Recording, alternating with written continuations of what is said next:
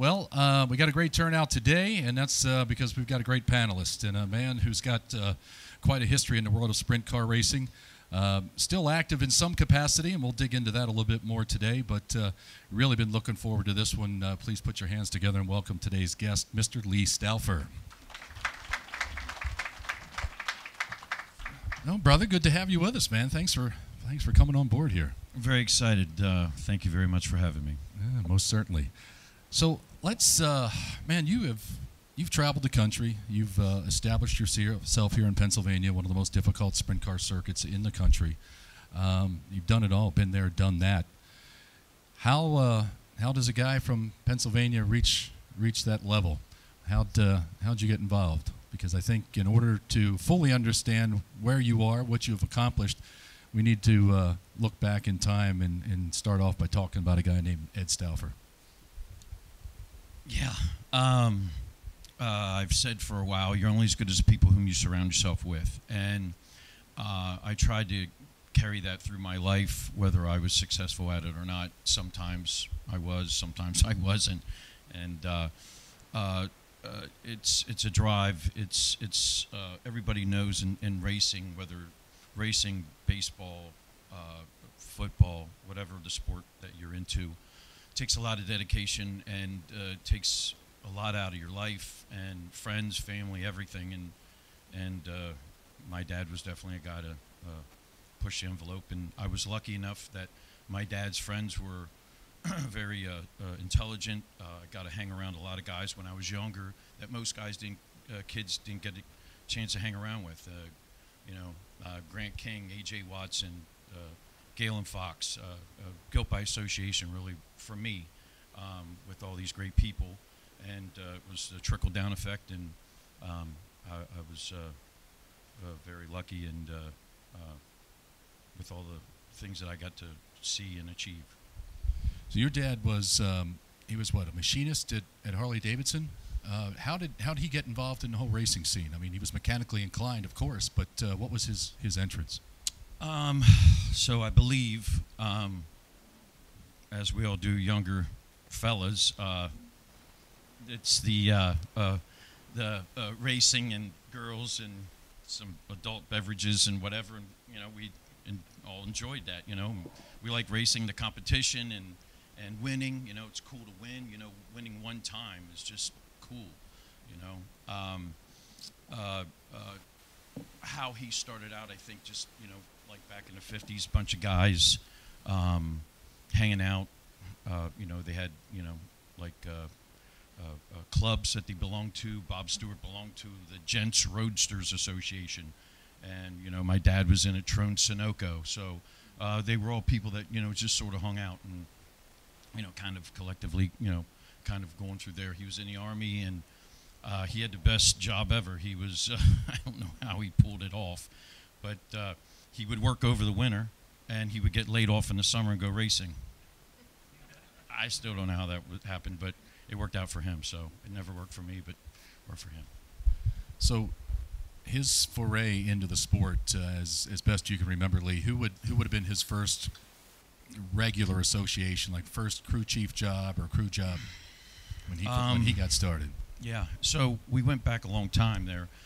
But Lynn knows more than I do. I'm a lot of guys around here, Johnny Mackison Sr. I mean, Junior and I are still great friends. We race together. I'm going to say, yeah, Bobby Hirsch, Rick Chameleon, or just, people like that. Yeah, I even forget myself sometimes a little bit here with some of the past and whatever have you. Yeah. And Lee, then a little later on, he was affiliated with some really big names from around the country, and you got to sort of tag along at some point. Names like, and I hope you could maybe fill in some gaps here for us, but names like Joe Saldana and Johnny Parsons. Yeah, so Lynn and my dad got some Champ Dirt cars. They went Champ Dirt car racing. We, kind of got around, instead of Central PA guys, we were around USAC guys, different people from what I remember being a small fella.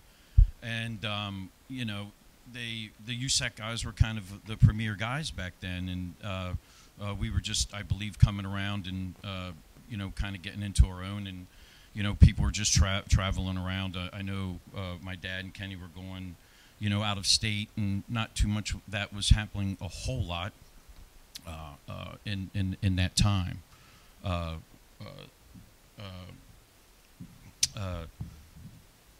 think just with that stuff there, I'm rambling now. No, you're good. You're good.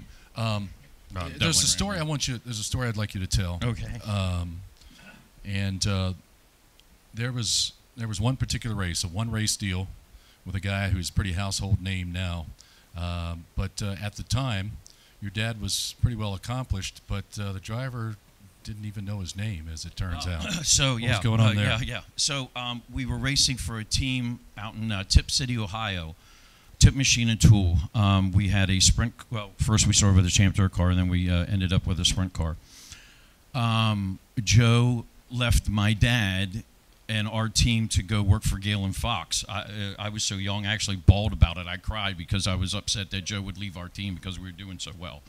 Whatever. That was Joe Saldana. Yeah, Joe Saldana. Yeah, so we went with Galen Fox. So they had a Indy car, a sprint car wing, sprint car non-wing. So we went to the Indianapolis State Fairgrounds after he left our car. And there was a guy named Ron Schumann.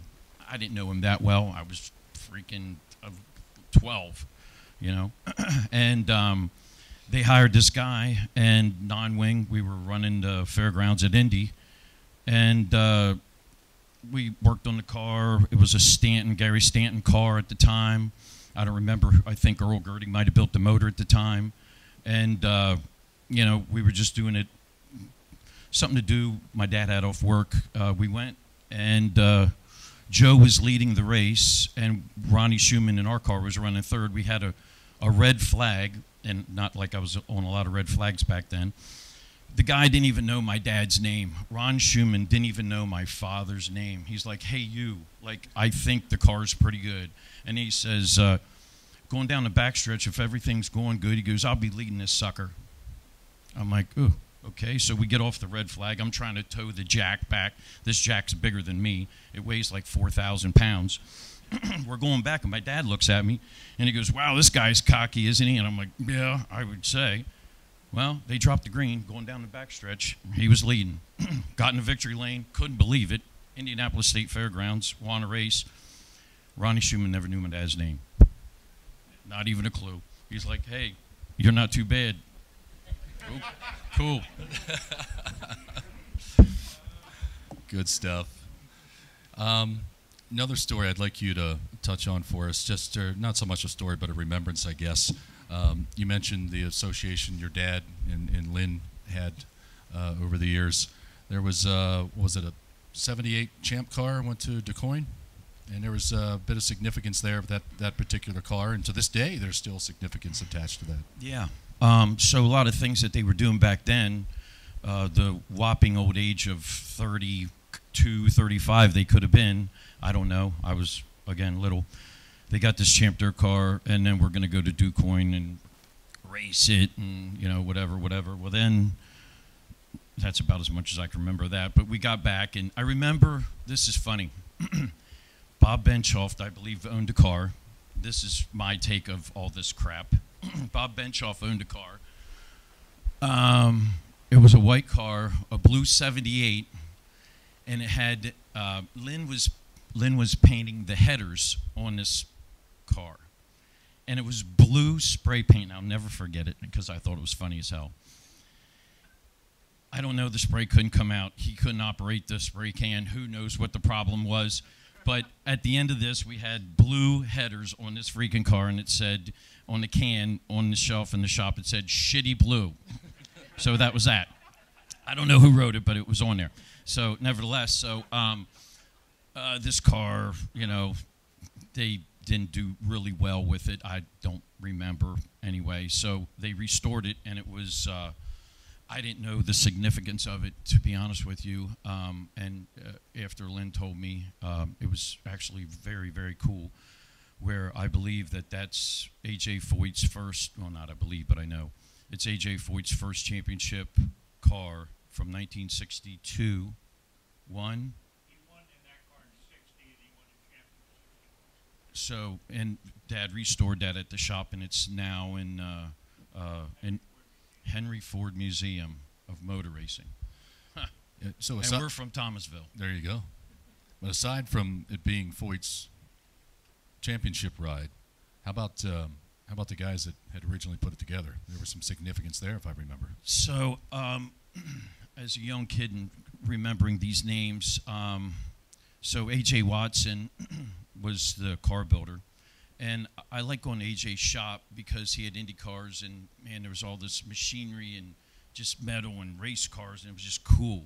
And he had all these pictures hanging all over the place. And I remember going in there when I was younger and just looking at all the pictures, and I thought, wow, this is just neat. Like, he likes all these guys, you know, and I'm like, man, I don't like that many race car drivers myself, so he must really be a nice guy.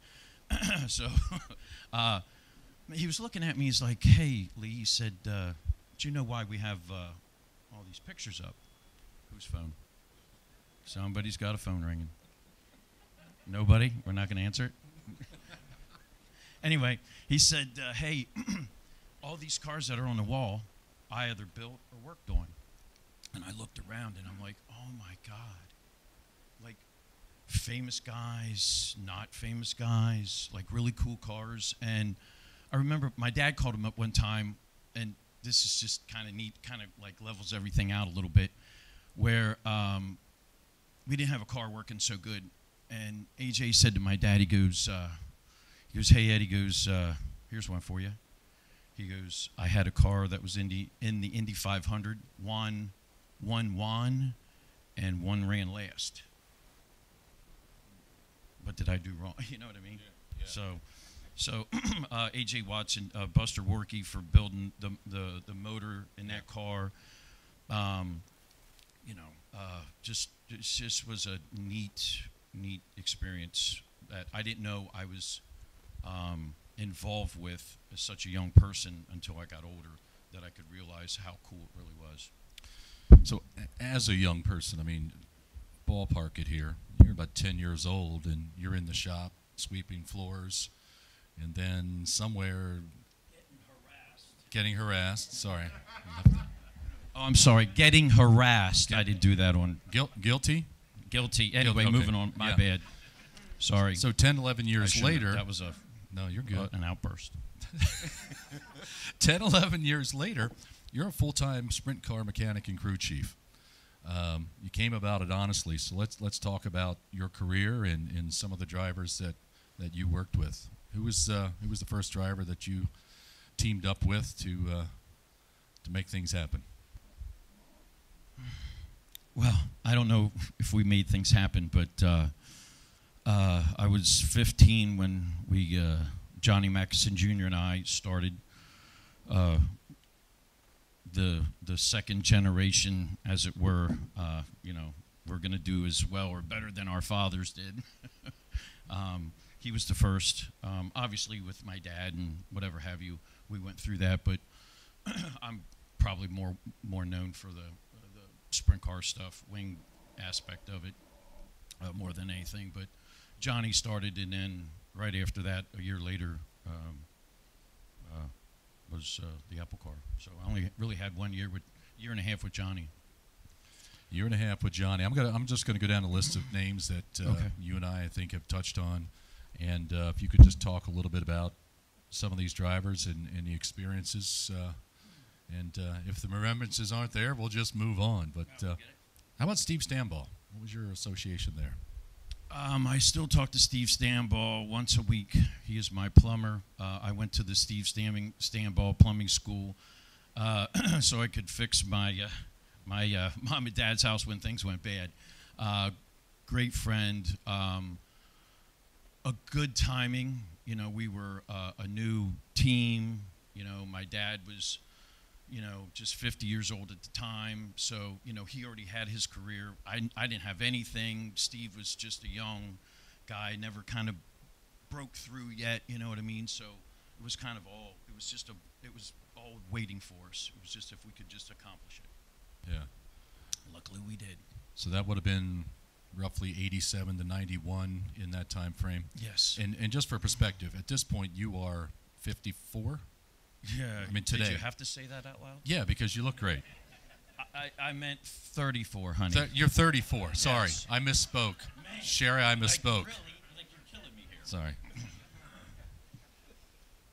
You were supposed to warn me about that ahead of time.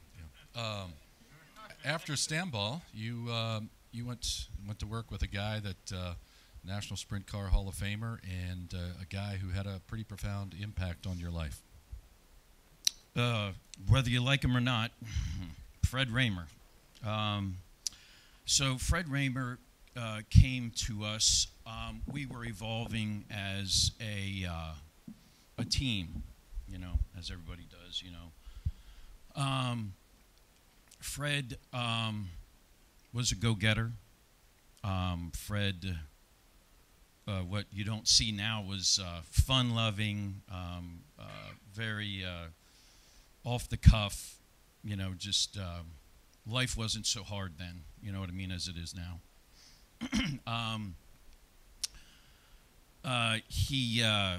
He knew to get to Bob and my dad in a hurry if he wanted to ride in our car. He said that I was always the one that was the hesitant one in hiring him. We had a lot of success. He probably, I was telling Dave, he probably, other than my father and Bob Stewart, obviously, and, you know, a lot of family friends, outside of my family, I'd say Fred Raymer probably scoped more of my life than probably anybody did. His willingness, his desire. Now, not everything do I think that he does is great. Believe me, there was times that we haven't talked. You know what I mean? There's times that we've yelled at each other. There's times that he absolutely hated every driver I ever had. So, but that's cool too. But you got to think, every Friday night he would drive 2 hours.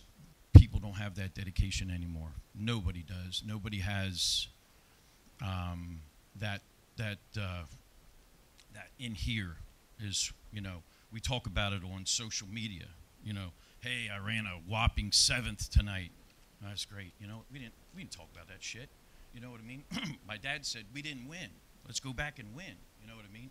Bob Stewart said, hey, I'm spending all this money. Let's go win. You know what I mean? That was kind of the thing. So, but Fred, no disrespect, wasn't the most talented driver I ever worked with. But his perseverance was second to none. And the way that he that I learned things from him, you know what I mean? You know, we got to win on national TV. It was 100 years ago, but that was, you know, we were local people. We built our own engines. We were building all our own parts.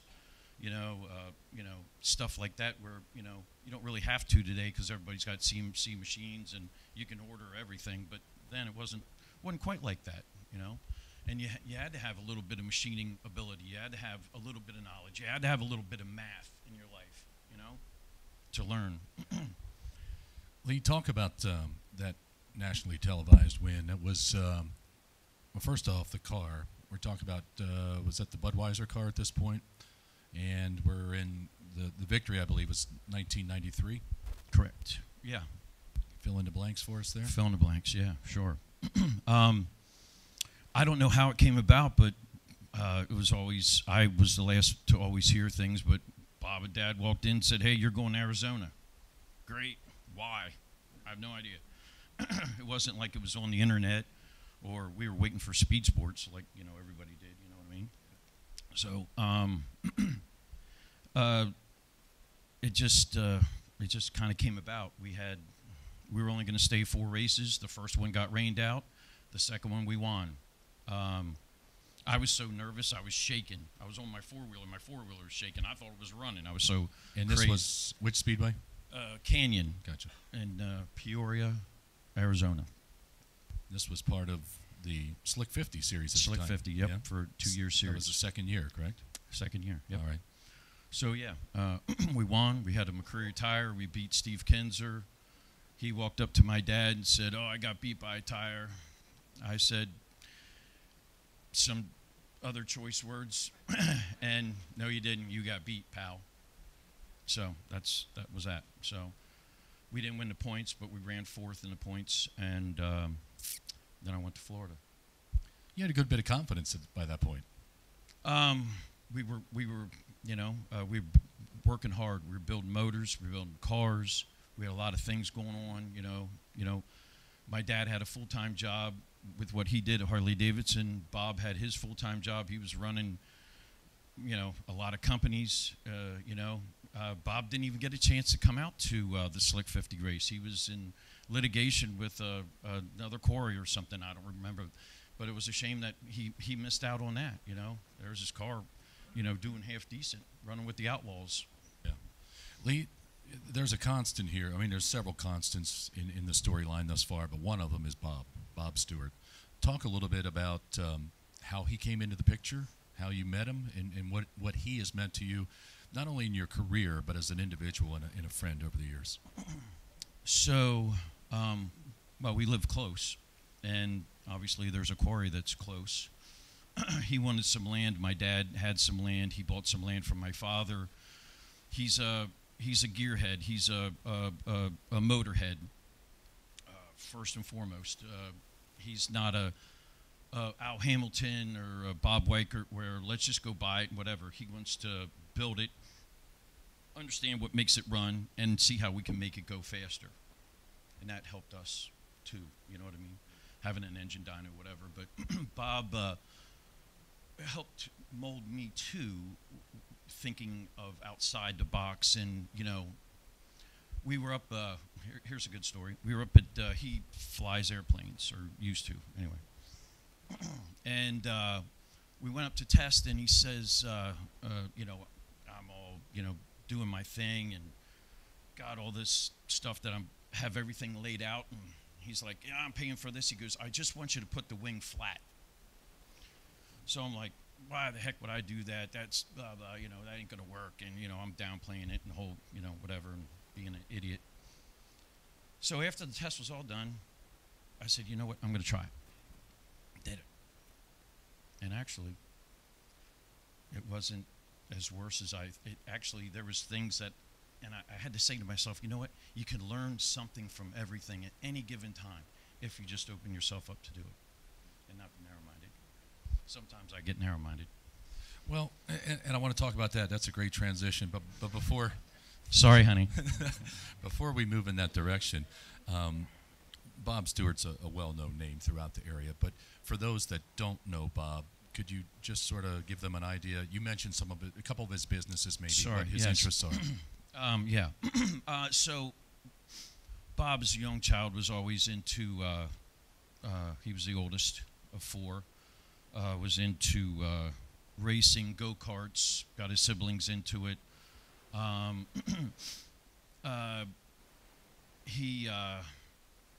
think his dad was kind of a little bit, not rough on him, but made him do a lot of work, for sure, from the stories that I heard. And he just, he should have fired me several times, but didn't. And that I'm fortunate for, but we also worked through everything. But he just made me think outside, you know what I mean? And just not the norm. Yeah. And that helped me out a lot. Yeah. Bob is Apple. Yes. Dealerships. Yes. So yeah, I'm sorry. Yes. Quarries and yeah. Okay. Good deal. Yeah. Good. So let's talk about learning something from every experience. You developed a reputation over the years, I think, for being somewhat of an innovator. Did you feel like you were someone when you got to the track that because of your experience and your willingness to learn that you had an edge up on some of the competition? In an era where cars are, at that point, they weren't necessarily cookie cutter, but they were becoming more alike than they were not. Did you have some tricks up your sleeve that you felt that based on your experience, I can try this tonight and it could prove successful? John Garrett, I know what you're saying, secret squirrel, right? That's John used to help me a lot. So you have ideas, and I tell Sherry, I think I'm just sometimes a little different, where I've always thought just a little different or a little bit whatever to try to see to make things go, or to, you know, whatever have you. And I really try to study or like take the time to you know, see what guys did back in the day. We don't have that anymore. We have, everything's the same. We have the same wings, the same cars, the same rims, the same everything. Oh my God, it's getting boring. My God, if we were all married to the same woman, you know what I mean? I'm sorry, I shouldn't have said that. My bad. I love you, baby. But you know what I mean? It's like, let's open it up. Let's do shocks again. You know what I mean? Like, let's get the minds flowing. Let's have different tires. You know, huge. I hate it. I hate it. I hate it. I hate it. I hate it. Nobody. All we got is all the same cars. 8740. Oh my God. Jesus. Come up with something different. Like, I wish somebody, like. I think these guys are just afraid to just try anything. Really, yeah, I really do. I you know, if Lance doesn't do it, or Davy Brown doesn't suggest it, or they don't have some other guy to follow, they ain't gonna try nothing. Okay. Just my opinion. Yeah, yeah. Not that it's right. But you felt like you were comfortable enough with your abilities to try some things, and you weren't afraid to fail. But, I mean, that's a big part of learning. But how are you going to win? Right. Dave Blaney. I'm a super huge fan of Dave Blaney, and him and his mechanic were arguing one night, and I happened to have been standing there, and he's like, the mechanic said, "You can't pass nobody by following them," and I'm like, well, yeah, you're right, but if you don't have a car that can't get around them, then you can't pass them. So, you know, Bob Stewart always said Steve Kinzer did not push a dog across the start-finish line. So I know Steve Kinzer's a great driver. So is Donnie Schatz, but you got to have the whole gambit to make it go. Everything. Yeah. It's just not one thing. It's never not one thing. Yeah. 1996. Had a stint with a guy from Mifflintown. Special K. Special K. And Keith Kaufman. Certainly a special guy. There was also a special title from that year that you were pretty proud of, if I recall. Yeah. So, you know, this has got to be sort of, you know, you always want to be the best at what you do. So, for 4+ years, we were with Fred Raymer, so we won a lot of races. We were very fortunate. Every time with Fred Raymer we had a restart, he always got one car, all the time. If we had a caution we figured was 7 to go at Lincoln, we could probably win. We won 13 in a row at Lincoln one year. He leaves to go to Al Hamilton. I was very upset. Again, don't fall in love with the drivers, but I do. When you get something rolling, it's hard. It's just tough enough to have a team to go past a year or two. You look at teams today, really guys, 5 years, they're in and out. But so 95, Fred goes to Hamilton, and Keith Kaufman comes to us. Well, everybody's saying that Fred's going to win this is stupid, but Fred's going to win the Speed Week.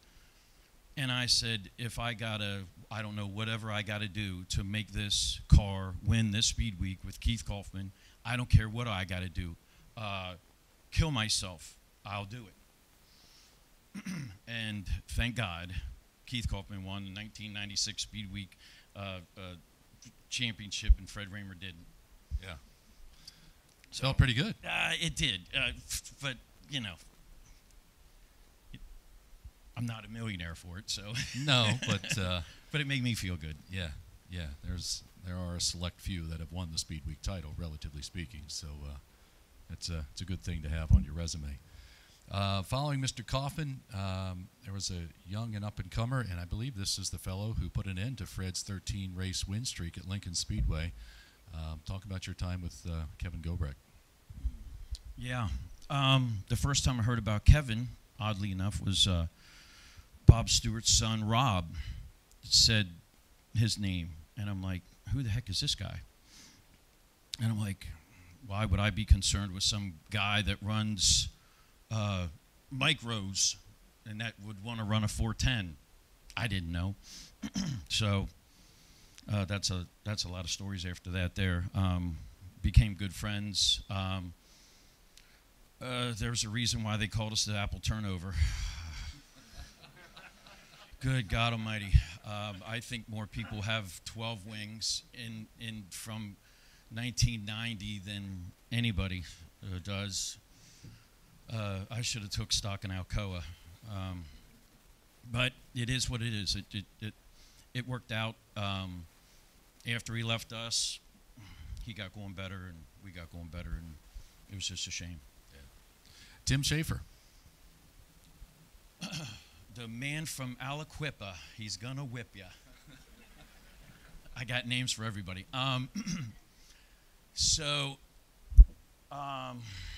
My father's dying of cancer, but I don't know it. I'm trying to hold on to everything I can. Tough time, real tough time.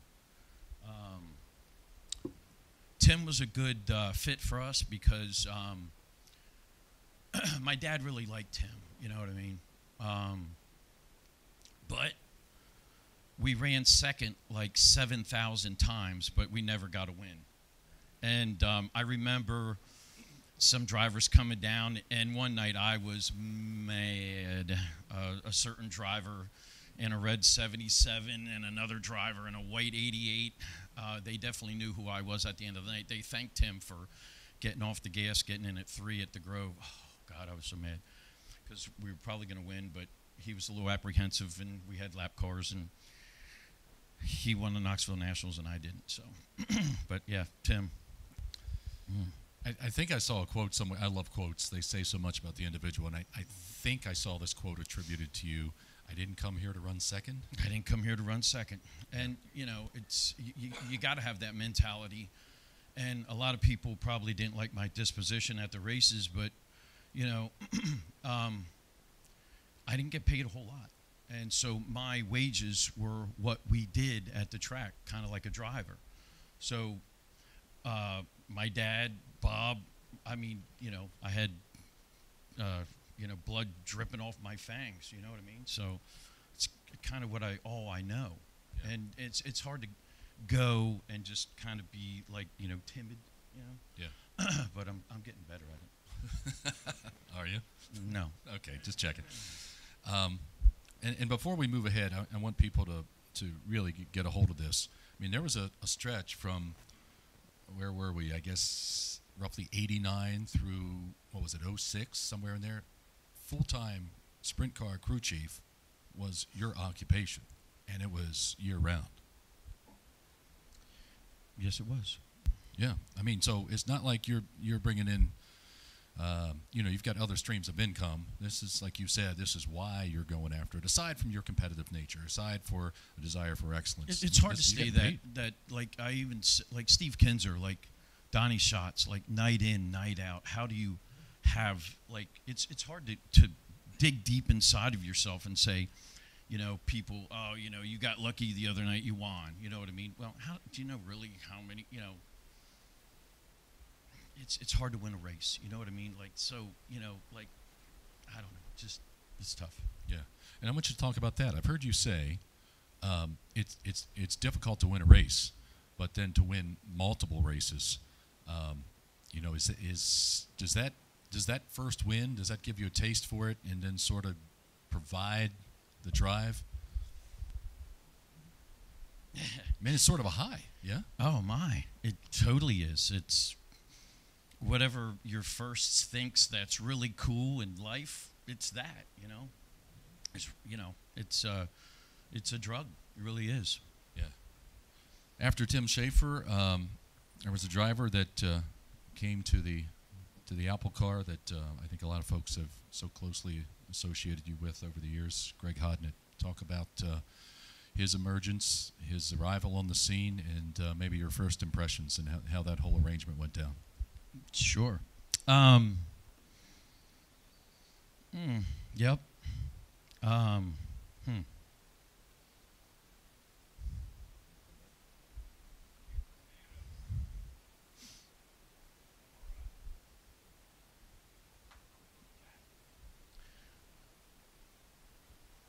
That is Bob Stewart talking. I'm sorry. Go ahead.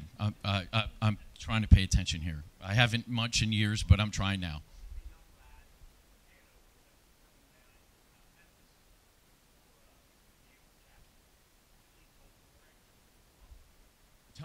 Tommy Sanders. Yeah. Tommy Sanders got a hold of us.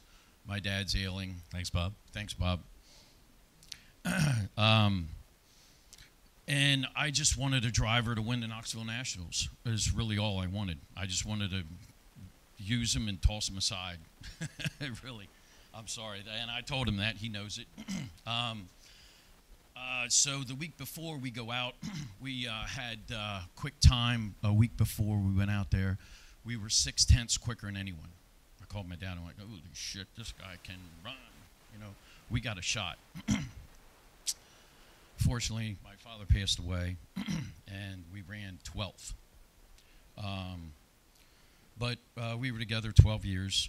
We won a lot of races.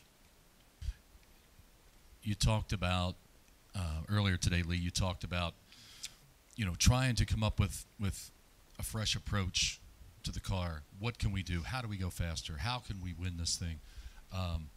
There were times when you said you'd spend a lot of time in your shop just sort of staring at the car, saying, "What are we going to do this week?" So with Greg, he would fly back and forth to obviously Memphis. And so Monday morning, I would go out in the shop and just kind of wonder, what am I going to do? Reinvent myself, make something better. How am I not going to go to Maxim and just buy the standard stuff that everybody else has? And you know what I mean? And, we did that for quite so many years. And it got to be funny because Greg would leave and he'd say, "Hey, what are you going to build this time?" And I'm like, "I don't know, but it'll be done when I get home, when you get back." So I almost said, "Get home." This was his home, but I said, "When you get back, it'll be done." So better get your ass working out because you're going to have a handful. When he showed up, you guys had some early success, if I remember right. Wasn't you won a couple big races right off the bat, didn't you? Well, actually, no. No, we stank big time. Actually, Tim Schaefer took his ride, and he won like 2 weeks into it, and we were like, oh, God, Tim couldn't win in my car. He could win in his car. They win together. We're about ready to hang nooses in the garage to kill ourselves. This was that the Selma Shell car? Yeah, Selma Shell car, yeah. Right. So anyway, I said to Bob Stewart, I said, hey, I don't know what's going on. We got to do something here. So I'm going to say either we get another car or we get a new crew chief. So he laughed, and he's like, why don't we just get another car? And I'm like, that's cool. That's what I was hoping you'd say. We got this car. It was 3 weeks into it. We went to Lincoln Speedway. Greg hated Lincoln. And we started like 12th in the Gambler, which we hated that car, and ran like 3rd. Started on the pole with the Maxim. We loved that car. Started on pole and ran back to like 6th. Right? We get back car wash. I'm like, oh, my God, what am I going to do? We got this new car. We're going to the National Open at Sealands Grove tomorrow. And I'm like, Greg, you got to pull your head out of your ass, man. Like, we got to do something here because this ain't going to last. Like, I'm telling you. Went up to Sealands Grove and smoked them. That was the National Open. Sealands Grove National Open. Yep. Yeah. That was a start. Yeah. You had pretty good. You had an open channel of communication with Greg.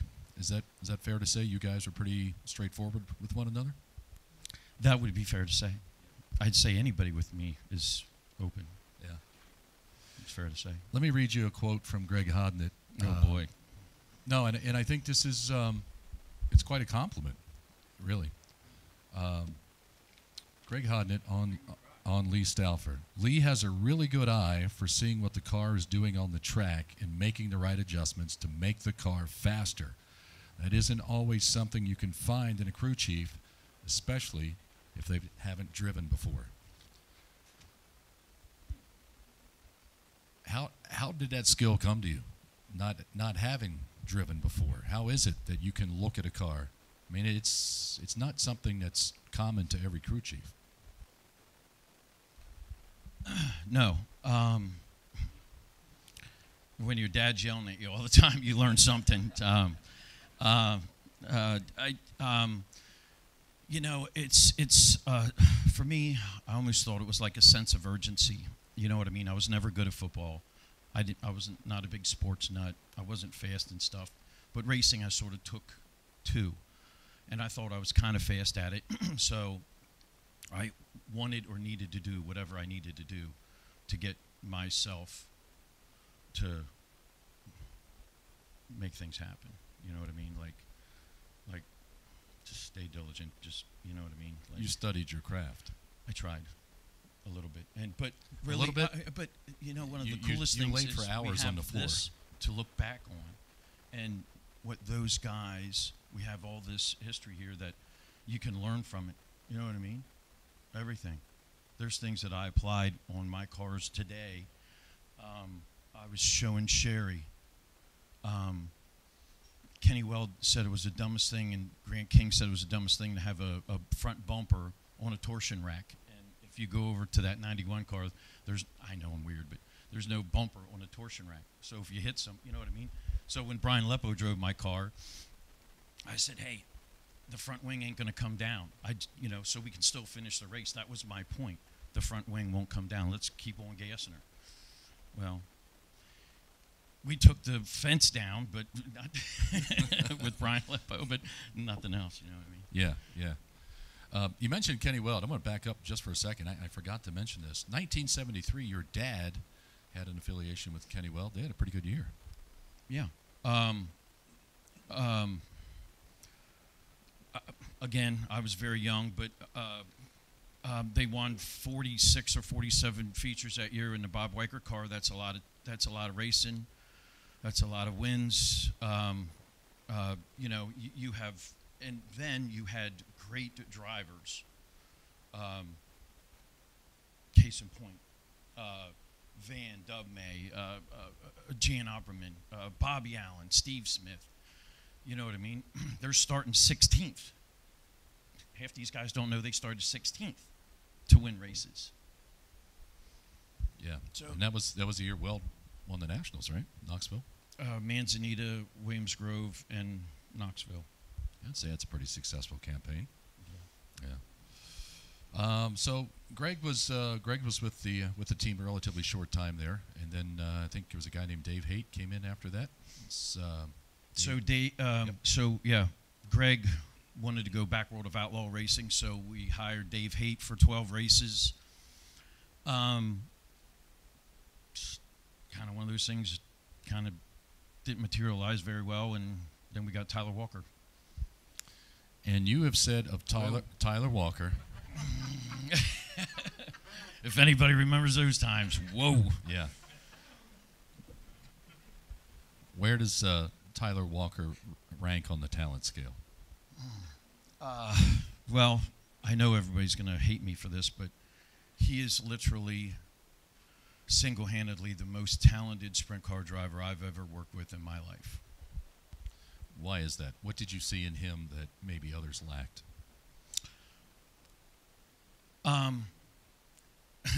He had, in today's terms, if he wouldn't have been such a foul up, he would have been a Kyle Larson. He could have gotten anything and ran it. He dumber than a box of rocks, love him for it. He just knew where to go, how to do it, and when to do it. And it was fun to watch. I only won 2 races with the guy, but it was fun to watch. Yeah. He could read the car. He could read the track and the car. Yeah, and trying to flip at the same time. This is classic Tyler Walker for me. Oh, good God. So, you know, we had a pretty decent hot rod. Go to Lincoln. It's a local show. I said to him, please, whatever you do, just calm down. This ain't World of Outlaw Racing. This ain't no big deal. It's, you know, we have 25 laps. We're going to start 12th no matter what. You could lap the field. And in the heat race, and we're still going to start 12th. Do you understand? Oh, yeah. Like he was a psycho or something. Okay. We go out in heat race. Start last. Oh, I'm going to say, it wasn't long. 4 laps into her. Here comes the first lap car. He's running the outside. I mean, smooth, cleaned him right over. Junked both cars.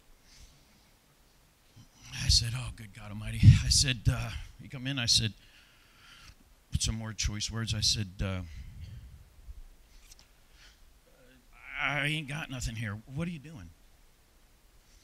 Well, I wanted to see if I could run around here for 10 laps wide open.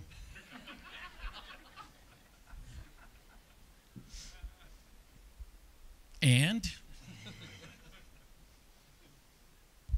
Not so much. Yeah.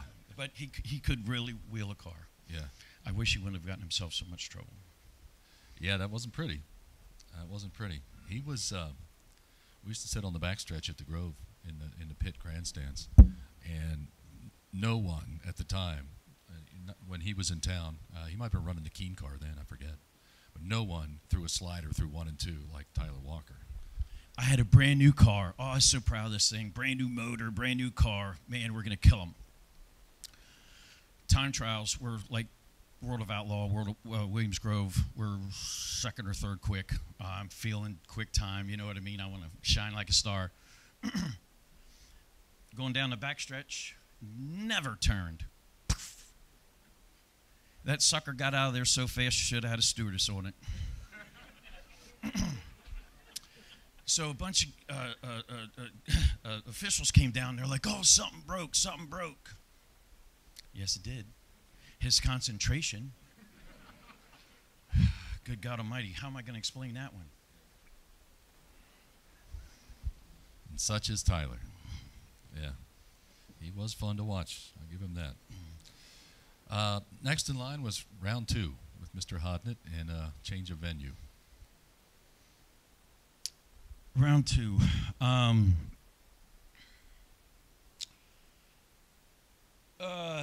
So I said to him, Greg was very money-oriented. He was a businessman.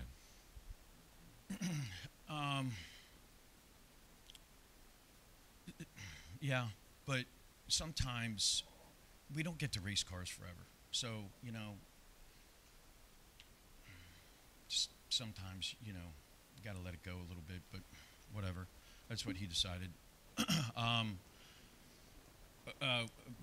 We would put into play if, you know, you ran 10th and worse, you get 30%, and second to whatever, and if you win, you get 50%, and that always drove him nuts. And so, and I just said, listen, we don't have much time. Let's just do the best we can and see what happens, and then, because sooner or later we're going to have, you know, you might move, I get jobs, whatever. Things are going to, you know, let's just see what we can do. And life happens. There you go. So at this point, that's the Jim and Sandy Klein car, the 22, right? At that point, yes, Yeah. because I was with Cody Dara at the time. Got off to a pretty good start. I mean, you have said, you've made no bones about this. I mean, your career goal has been, at least one of them, to win the Knoxville Nationals. You guys had a pretty good effort at that point. I think 2000, was it 2002? I think you guys ran 6th. In 2003, you ran 5th out there. Well, yeah, but that's just sometimes getting lucky. When you're dialed in, when you know what to do out there. And at those times, I wasn't completely switched on to nail a car down or to know what to do to go through the process of how Knoxville through the 4 days has to go. And with being on the Outlaw Tour and, you know, knowing the guys that I know now and speaking with Donnie and how, you know, they think about that race is kind of gave me a different perspective of then being a local person just trying to get a local team to the biggest race of the year. Talk for a second, Lee. Now, you know, since we're on Knoxville, from a crew chief's perspective, how your approach to the race, any race at Knoxville, differs than it would around here, because the configuration is, we really don't have anything quite like it when you take into consideration the width of the track, the banking, that type of thing. Yes, you're right. I argue with Doug Wolfgang, go figure. He thinks that Sealands Grove is the closest thing we have. I beg to differ a little bit, but I never drove a car. But going out there, I don't want to minimize it. Knoxville's awesome. I mean, it is awesome. But it is another race. It's just what makes it a different race is you have so many fans, and it's such a huge gala. It's so massive that it gets your mind, you know, it's just not going to Williams Grove or Lincoln, you know what I mean? There are distractions. There are a lot of things going on, and you got to perform. And you only have, Bob used to call it the window of opportunity was what, 4 seconds or something? I believe we called it, or he called it. So we always were afraid that we weren't going to make the show. So when they dropped the green at Knoxville, you better know where you're going come that heat race, because you got to pass every car you can get. So there's a small window, so you better be in it. Yeah. Jeff Shepard, the Jet. What do you recall about him?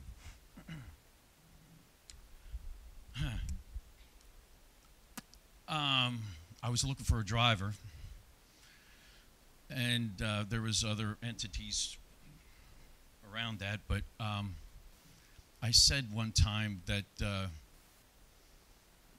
this is funny to say it now. Hell will freeze over before he drives one of my cars. So I called him up, and he goes, "Well, how cold is it?" I said, "It's pretty cold."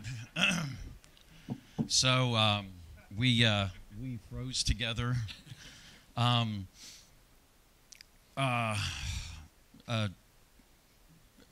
We won a couple races, and that's about all we could muster. And he was, I think he was kind of doing his business thing at the time, and it just, you know, we did our thing and moved on. What was the hesitation about teaming with Mr. Shepard?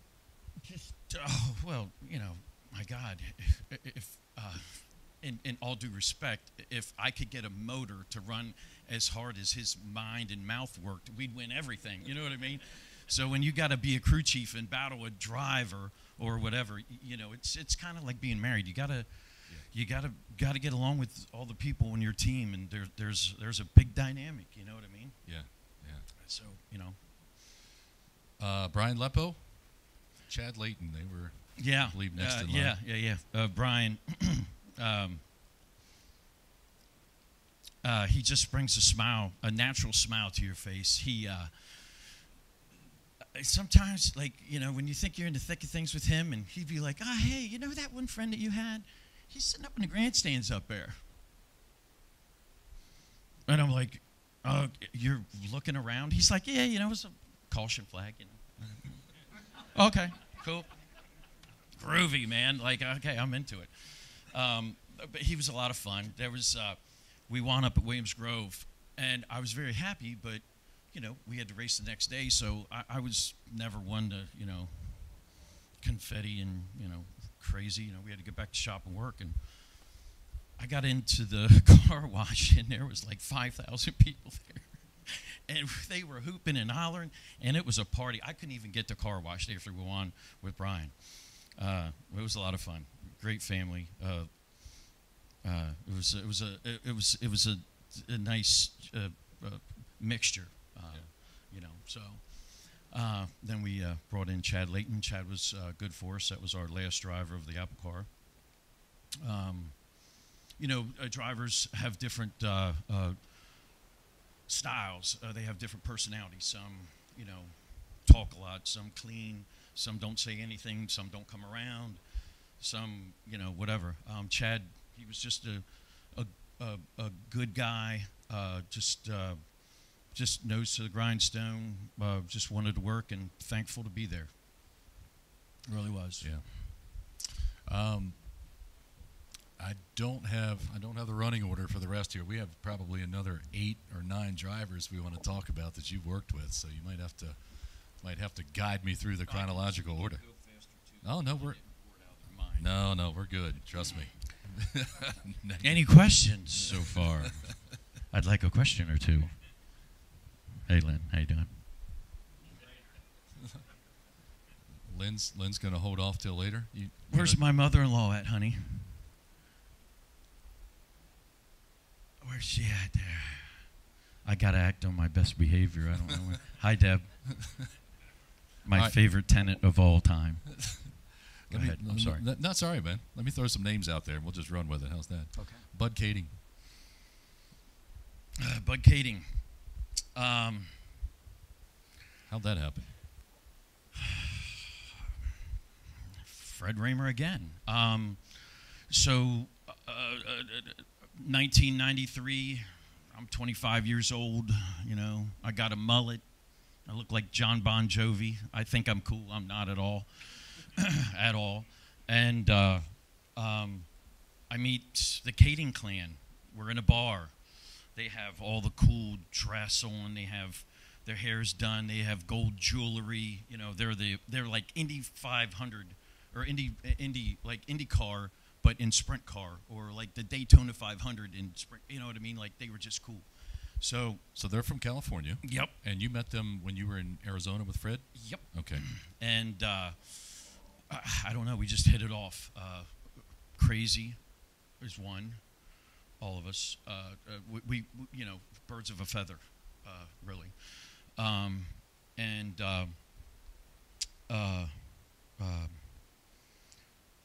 We just started racing. My first times going to Hanford, Calistoga. Racing in California was really cool to me because, Calistoga was the Williams Grove of the East, I believe they called it. Or no, that was Ascot, I'm sorry. But Calistoga was a big track like Port Royal, Sealands Grove. I wanted to, just win there, do like cool stuff because I'm a fan, And with racing out there with the Kadings, Bud, they needed a guy to do the one swing, and I got a chance to fly out there for a month and hang out, and I was at Kading Performance selling parts, and on the weekend we were racing. Still in touch? Absolutely, every week. Yeah. Very good friends of mine. Let's stay in California. There's a family of some note out there that I guess first made their mark in drag racing, and now in sprint cars. And you had a chance to work, I believe, with both of the young drivers represented. Yeah, Dominic and Gio Selzy. Yeah. Their father was the top fuel drag racer, and everything that you ever want to think about top fuel drag racing and the personalities. That guy is it. I'm looking at the Winston Cup series right now, and he's got the Winston Cup Harley Davidson sitting in his office right now. I mean, helmets of it's glitz and glamour and whatever. It was a neat experience to be in Fresno, seeing a different genre of family that is, not in sprint car racing but in drag racing, and how deep they were. And I got a chance to work with those two guys. And then something nice is their shop's big, and they always would let Rick Warner and Donnie and Scuban come over. So we would all hang out for about a month, and that was a lot of fun. It made being on the road a lot more tolerable. Yeah. So you got a chance to work. You started with Dominic there, and that would have been what year period was this? What are we talking? Any idea? 17-ish. Okay, so roughly 17. Yeah. You're working with Dominic, but your eyes were elsewhere. You had some other thoughts about maybe who should be developed, well, who had the potential. Gio, you just see natural talent, and he is it. Um, I would watch, we're out in Fresno, bored out of our minds, so we'd watch, we'd watch his micro sprint races on his computer, and talk about his setups and stuff like that. Glitz and glamour, I know, but he definitely he has that with being so young, he has that that Kyle Larson, that Tyler Walker effect that you just know it. You just know it. Something there, you see it, you realize. Yes, yeah, a great family. Just a lot of history. They love history. Everything. Yeah, I was very, very fortunate. Yeah. You spent some time out on the road with the World of Outlaws. Among the drivers that you worked with, David Gravel, Destiny Motorsports. Talk about that opportunity, that period in your career, and how that played out. I needed a job, so Destiny Motorsports had Craig Delansky. So we raced with Craig Delansky, and they were looking for another driver. So I was kind of coming in the mix kind of late. We were going to try for Kyle Hurst. I thought he was a half-decent driver, but I didn't know him that well. David Gravel came on board. I remember David Gravel when we were up at Sealands Grove being this little crew-cared, teddy bear, crew-cut kid, kind of spoiled. They were more worried about their lawn chairs on their luxury trailer than anything, but he is a heck of a racer, that kid. He has a good, he's very aware of his surroundings. He's very, very aware of in racing. Fred Raymer's the same way, same exact way.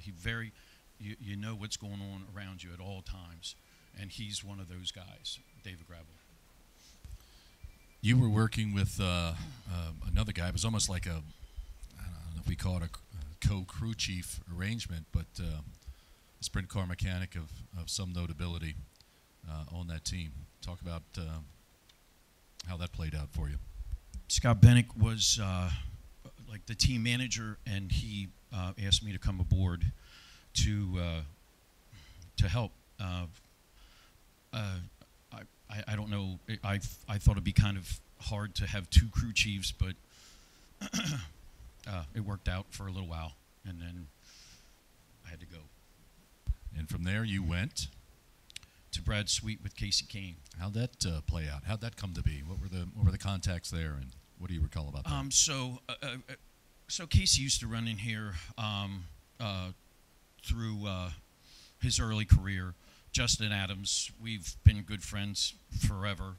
Rob Capetta builds his motors. Rob Capetta kind of got, not his start, but we kind of helped him blaze his way into sprint car racing a little bit. And most people know, but for those that don't, Rob Capetta's a local guy here Rob in Central Capetta's Pennsylvania. from Seven Valleys and builds 410 sprint car motors. A machinist by trade. So all the arrows were going towards me, sort of. And the only way that I thought to win Knoxville was to get with a class team or driver. So I left Destiny, flew down to Casey. I don't know, first race, I don't know, we were like 4th, 5th, couple of 4th, 5ths. The third race, we went to Oskaloosa. That was 20 grand to win. We won that. It was kind of, it was a nice race, but it was kind of odd for me because every NASCAR star was there in that trailer that night. Kyle Larson, he wasn't real big then, but he was there. Tony Stewart. Guys I didn't even know that were, like, the trailer was lined of people, and I just felt very awkward and just not in my element. But thank God we won. And then a week and a half later, we ran 3rd at Knoxville. That's the best I could do. Yeah. Talk about, Brad's a multi-time champion now with the World of Outlaws. Talk about him as the individual, the driver. What can you tell us about Brad Sweet that maybe we don't see on the Dirt Vision screen? Um,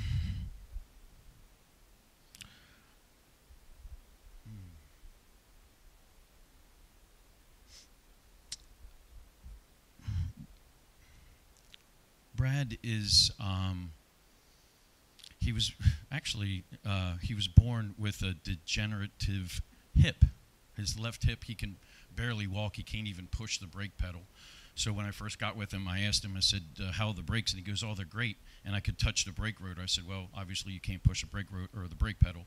So we got him more brakes, and that helped him right off the get-go.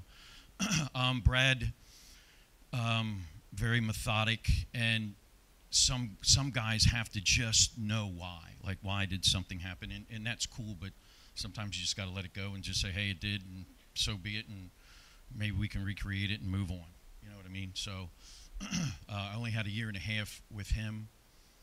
I thought we would go a little bit longer, but I do believe, I think in the long run, I wasn't a team player. I didn't want to have 3 cars that, or 2 other cars that I would have to beat in my stable to race. Okay. I can't wrap my mind around that. Yeah. It's hard for me to do. Yeah, I got you. Lee, So I got fired. gotcha. Next chapter, right? Yeah. I'm going to take a break here in just a minute, but before we do, I want to close with this in this segment. You know, you've moved through this listing of most cases top-notch drivers, and we've seen a bit of a theme throughout. One of the themes is, and I've heard this said of you, one of your gifts is when you show up on the scene, there is a measurable increase in performance on that team. The car's faster, the results are better. That's got to be something you're pretty proud of. Let's keep in consideration I got fired from Casey Kane and Kyle Larson, so let's keep it all real. There's some guys that I thought I could help, and they just Doug Wolfgang told me the start of a great race car team is a great driver.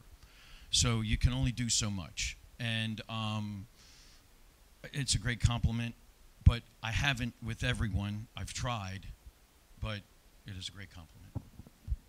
Well, I wish, yeah, I mean, I read that somewhere, and I don't remember exactly where it was, but and I've seen that a couple times from different sources. So, you know, I don't think it's off mark. So, you know, we went through a whole listing of drivers, a lot of top tier drivers that you've worked with over the last 20 years or so, and you know, we've talked about your efforts here stateside.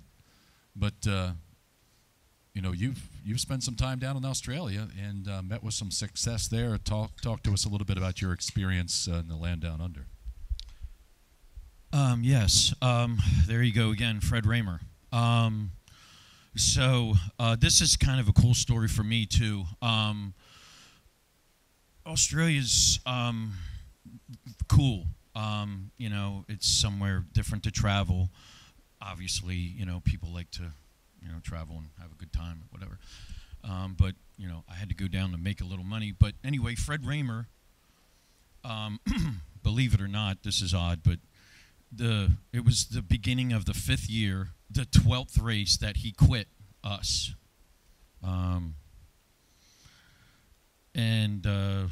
You know, whatever. It was what it was. So 2 months later, he's in Hamilton's car, and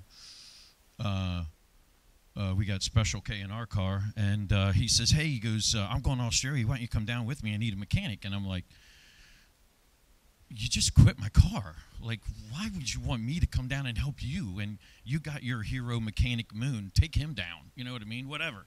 Sorry, Moon and I are friends. I was just being funny. And that was the start of it. We won a couple races down there the first year. It was a lot of fun. It was a very nice experience. I was going a month. It seemed like it was a year. We were so what was transpiring then is when I left, my dad was yelling at me to get short blocks done before I left, so we had enough motors to get through Florida in the beginning of the year. Well, I had 8 short blocks done, which was a lot, and he was still yelling at me. I just don't think he wanted me to go. But we had all those done, and I came home. I slept for 2 days, got in a truck, and went to Florida. Wow. Pretty much exactly like that. Yeah, yeah. Verbatim. During your time in Australia, you added a pretty big race to your resume with a guy that I don't think you spent a lot of time with, Todd Stauffer. No. We were kind of the two cars to beat, and they had a rivalry, whatever, and they were kind of running into each other, and we had, if you guys remember back in the day, we had those battle bars, and that was one of my jobs, is to bend battle bars up, and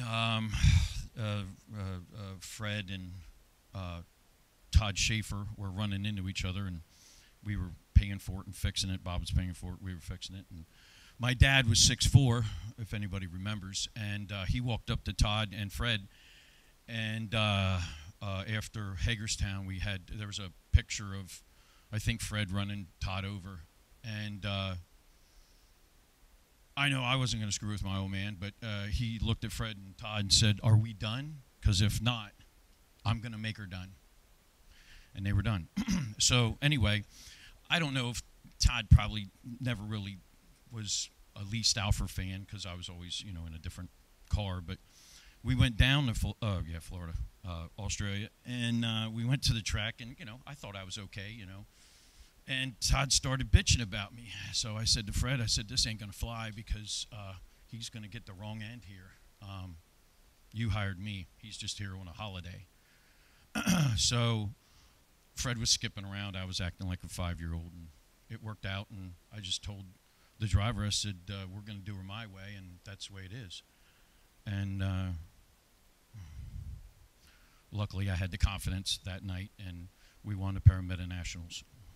Pretty big deal. $15,000, baby. Yeah. That was fun. Yeah. Pretty big deal. I mean, just money aside. Money aside, yeah. Money aside. Just to be able to win in a different country, you know what I mean? Like, good Lord. Just to get a winner race. Yeah. Just to win one race, Yeah. I know, we were told the fact checker is here, so that if you and I got off course at any point, there was going to be a buzzer, and Mr. Householder. I thought you said fat checker. No. Fact. No, that was a long time ago. I'm sorry. Let me enunciate. Yeah. Fact, baby. I'm sorry. I know. So Mr. Householder is quite the record keeper. And at this point, I know you've worked with him trying to come up with a career victory count just to see where you stand. Greg and I always wanted to kind of know what we possibly might have done together. And maybe, sorry. No, you're good. Keep rolling. Yeah, I always wondered what, it's a thing that sticks in your mind. It's never a number that you're trying to, oh, hey, I would like to do this or accomplish this or whatever. It was more of, we were just doing our thing, and that's what happened. And Greg and I always wondered, he brought it to a point one time where we won every World of Outlaw race at Williams Grove.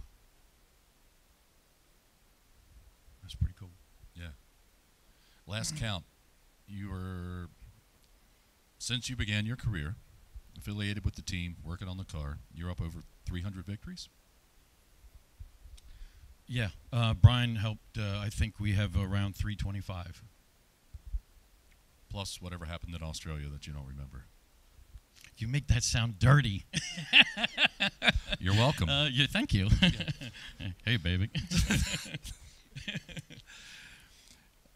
I was just talking with Jake Scrignoli. He's Danny Dietrich's crew chief, and never heard of him. Never heard of him. I know him well. Ed Stauffer Mechanic of the Year recipient. Very go. proud of him. Hell yeah. And the accomplishments that they had this year. Yeah. That's what you do. Yeah. Very proud. Jake was saying, unlike most teams, at the end of the season, he and Danny felt like they were not ready for the end of the season. They still had a lot of energy. They were still ready to go. You raced the better part of 20 years, year-round, and you were sometimes hitting, 90-plus races a year. Talk about, A, the commitment and dedication that takes, And then B, I want you to tell us, does that steal anything from you, that level of commitment? Actually, Johnny Mackison Jr. brought it to my attention when I was working at Triple J. I think I averaged 90 races a year from 1985 till 2019, let's say. That's a lot of racing. Ooh, that's a lot of racing. Hang on, I lost myself. Where was I? We were talking about the commitment it takes. Oh, yeah, sorry. Yeah, we're good, man. So it does, but I think that's in anything anybody does, you know? It's just not, you know, whatever craft that you want to work upon and do, and, you know, what your field is. I think, you know, everybody wants to do their best or be their best. And I was, like, super, super, super fortunate to have the people around me that put me in a good position that I was able to do what I did. And it's truly that simple.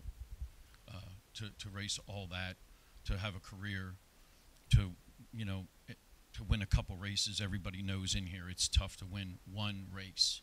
It is. It truly, truly is. And it takes out of,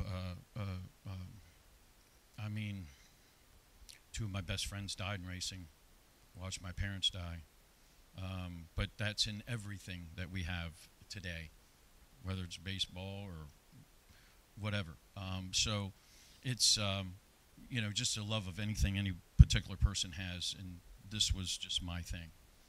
And I was, sometimes you never want to get rid of it, and that's why we have things like this, museums and things to remember, because it's fun. Yeah. It's cool. Yeah. Let me throw a couple quotes back at you, and I'd like you to comment on these if you would. On the World of Outlaws and their program, you have said the format is fun when you are fast. So, in the 80s and 90s, Central PA wasn't really like super like profound in, you know, the heavy hitting motors and everything. So we kind of all graduated of getting better. And I think with everyone, with Central PA, all our engine builders are here. Brad Sweet, it kind of made me laugh a little bit. Brad Sweet said, and I'm sure you all seen a clip that his crew chief that took over my job, Eric Prutzman, very good friend of mine, said that all people from Pennsylvania are weird. And I like to call them up, and I'm like, well, all guys from Grass Valley are weird. But people from Pennsylvania definitely made him shine. I'm sorry, but I'm gonna. When we got with him, they were trying to move the wing forward, and I was trying to get it back. We changed his program. Rob Capetta changed his world, Pennsylvania. Like, you know what I mean? Like we all did it. And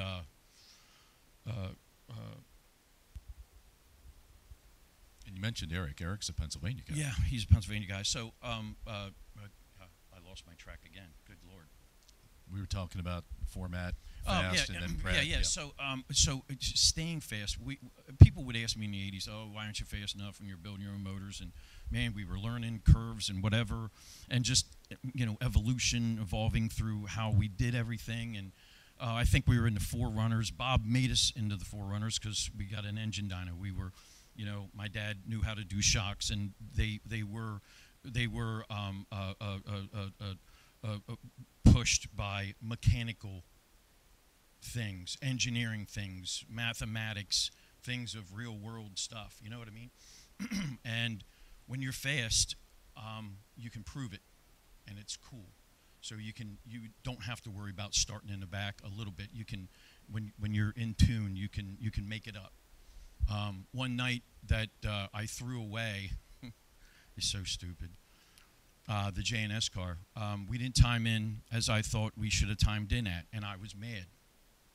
And I was mad at Greg for how he drove the track, and I was mad at the motor for whatever, and I was just whatever. So that night, I don't know, we did really well in the heat race, and well, we actually won, put us in the dash, and started us close to the front row, and all my bitching and acting like a 5-year-old won us the National Open. So some nights when you think you're not doing so well, you know, you're okay. So, you know, sometimes I just had to let it go and move on.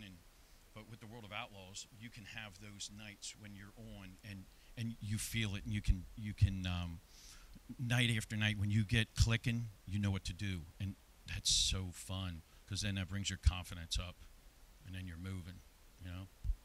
When I got with Shane Stewart, we won in Iowa somewhere. I don't even know. Well, Knoxville. Flew out. My clothes were still in the parking lot. We won that night. Gary Selzy calls me up, kind of busting my rollers a little bit, and says, you know what, if you think you're badass, you can back her up. Well, the next night we went to Beaver Dam, and we smoked him. So I called Gary Selzy up. He didn't answer the phone. And I left him a message. I said, hey, pal. I said, I done kicked their ass again 2 nights in a row.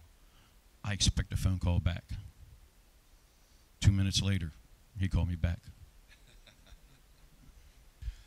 Shane Stewart. Talk about Shane for a minute.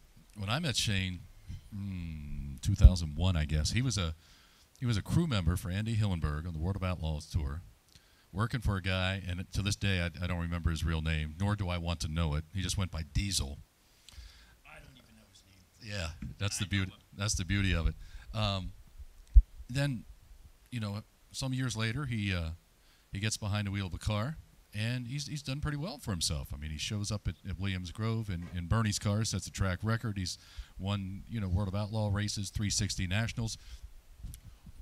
What is it about Shane Stewart that, and this is just observation/opinion, that has kept him from maybe making that move from an outstanding driver to an exceptional driver, or someone who's considered absolute top tier and is able to maintain that level of success?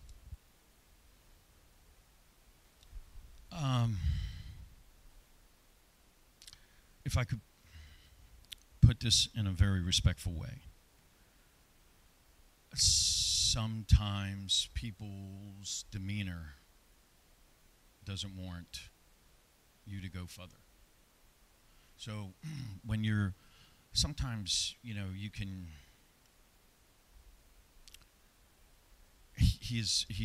when I first got with him, I'm telling you, that guy could just do whatever. But sometimes when there's other things involved, the second year we didn't have the year that we wanted to. So, but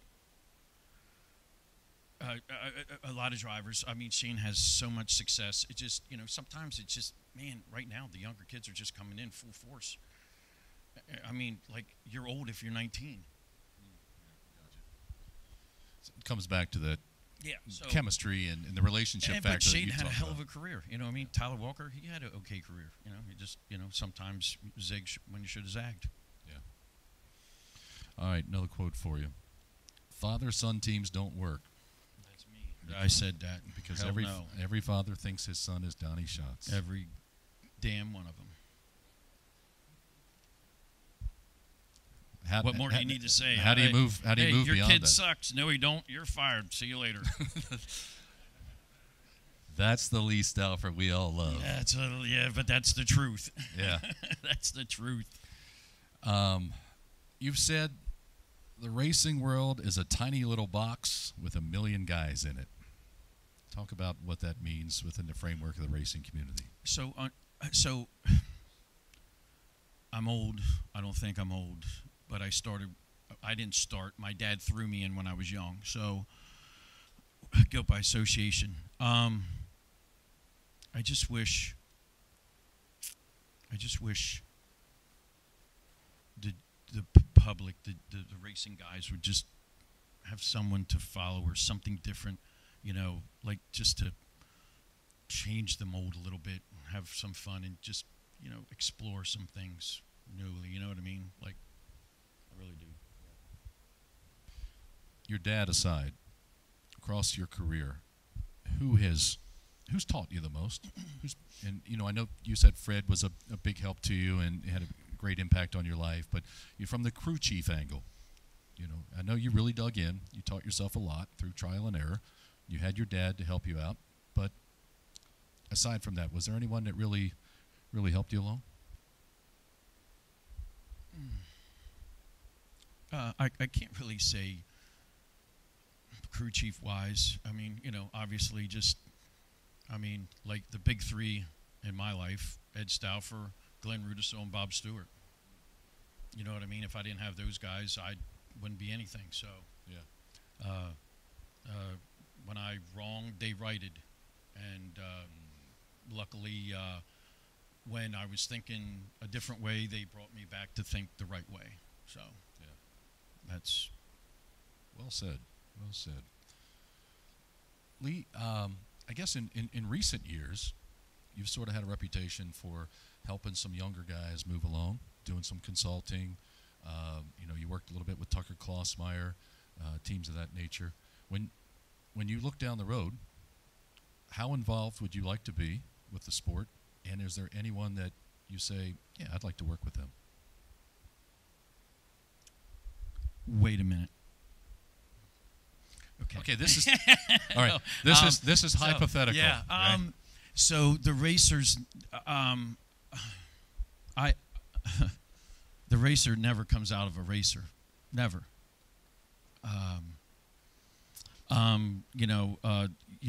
Do you? I'm not ever going to go back to the way I was because I'm not 25 anymore. You know what I mean? Like, and I've already kind of been there, done that. There's things that I would like to do or like to accomplish. Do I have to? No.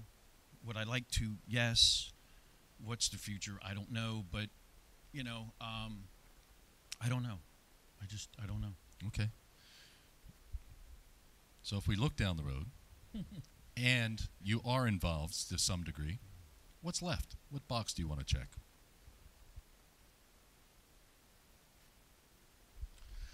Well, obviously,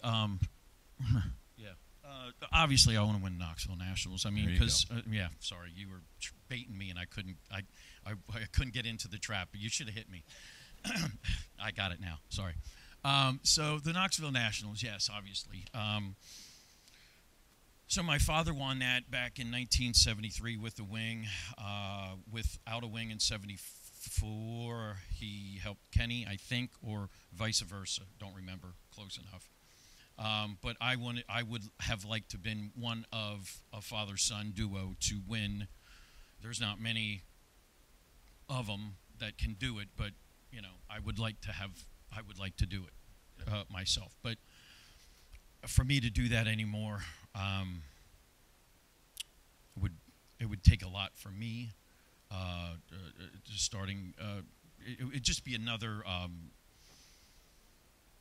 chapter, a different chapter in my life, if that's what I intend to do or whatever. I don't know. I definitely would. If I ever do bring another car out, it's gonna be not normal. I can tell you that. All right. So if I could paraphrase, you'd love to. However, you got to think about what makes sense for Lee Stauffer at this point in your life. So dollars and cents. I have a job. I work at BAE. It's a good job. And a wife. I got a wife. Hey, there we go. I got a wife, and like God bless her, to put up with me. Oh my God, I can't even imagine myself. So it's just a different chapter, you know what I mean? And I'm waiting for maybe something to open up. I'm not waiting, or I don't know what I'm going to do to bust out. I'm not sure yet. We're just till my shoulder heals here a little bit from killing myself. We have a little bit of time to heal. Yeah. All right, I'm going to throw some current day drivers out.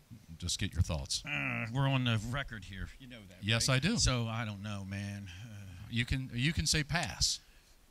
Yeah, but that's like saying I don't like the guy. No, it's not saying you don't like the guy. Yeah, Here's it would to me. Donnie Schatz. So Donnie, so I always thought Donnie was an ass.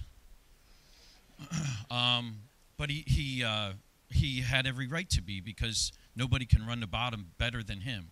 I even said to him one time at the track, I'm like, I hate to admit it, but nobody can run the bottom like you. And he looked at me and said, I know. Now that we got that on the level,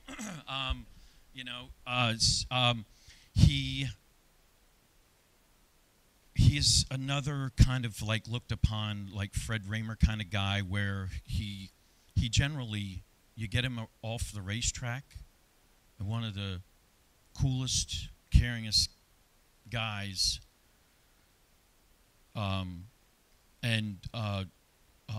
he's also just his common sense factor. I like being around people with common sense factor that you don't have to talk so much. You can, and he's one of those guys like Greg when we got underneath the red flag and we were in trouble. You know what I mean? I didn't have to talk to him. We knew what we did. We knew what we were doing. That was fun. That's Donnie Schatz for me. Yeah, very good. Thank you. How about Buddy Kofoid? I don't know him. All right. You will. Anthony Macri had quite a year. Sure. Led the nation in 410 sprint car wins. Breakout season for him. We've seen improvements from Anthony over the last several years.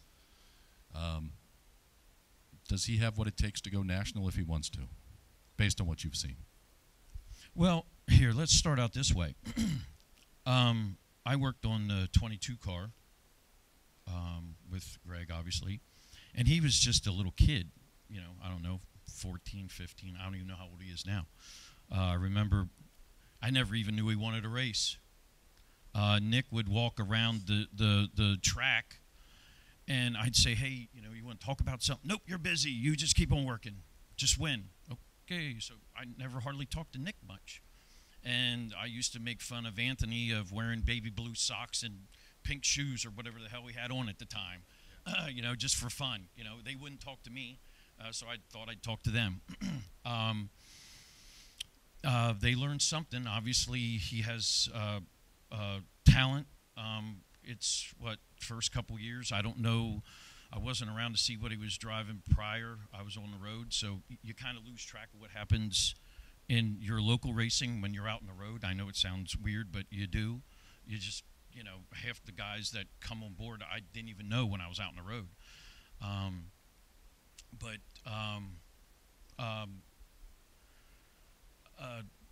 They got good cars. They hire the right people, and the best thing of all is you got to have motors that run, and that's a bottom line. He's got that. Yeah, but he hasn't taken a shitter yet, though. So when he scrambles the eggs, we'll see what happens after that. So can you more clearly define shitter? When he sends her out over the guardrail there we go. and Thank you. Scrambles his melon a couple times, we'll see what I'm sure he's got it. I don't know. We're going to find the hell out. Yeah, yeah. I would imagine it takes quite a bit after you experience that in the cockpit. We're going to find out. To sail her into the turn next time you're out. Get lucky for all his career.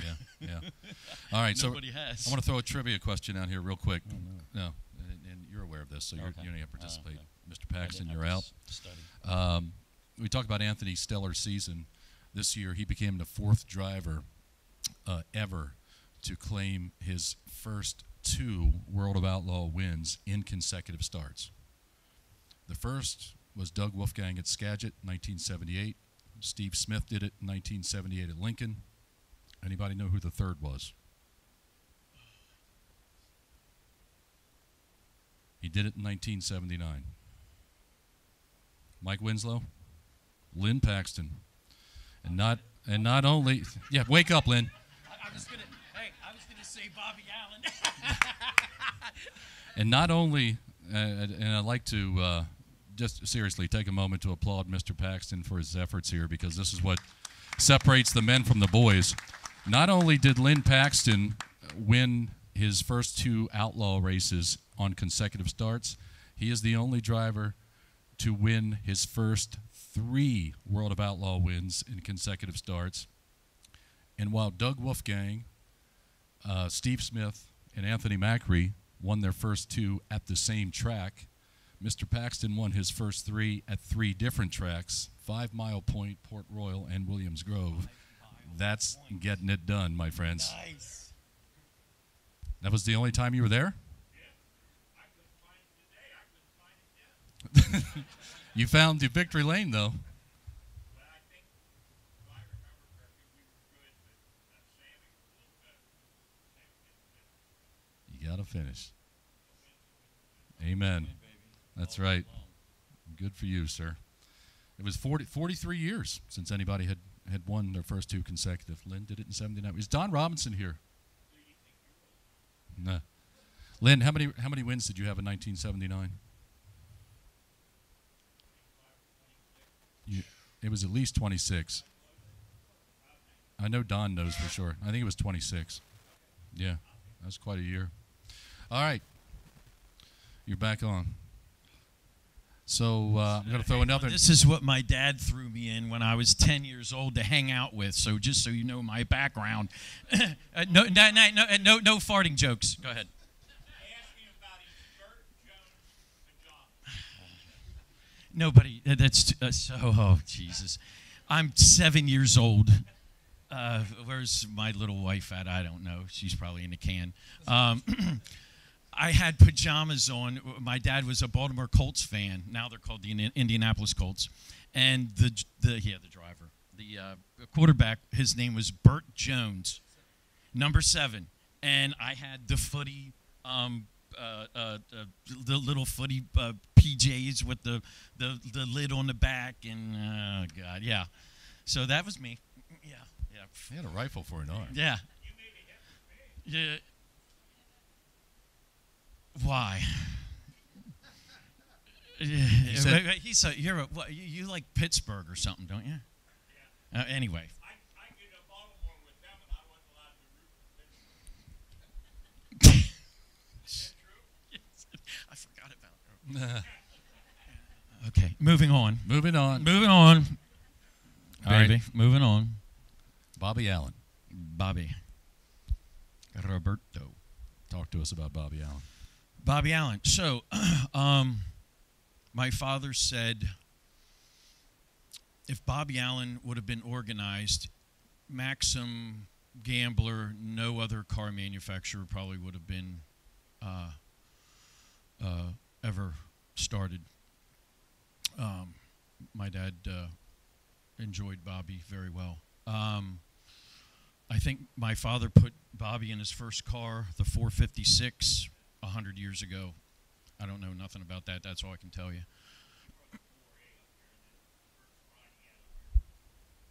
Okay. Well, so a friend of ours gets me a deal to go with Carl Kinzer to the first Slick 50 series in Arizona. So, yeah, Manzanita. So I flew out. Meet Carl Kinzer, 6 o'clock in the morning, truck and trailer, everything's there. And,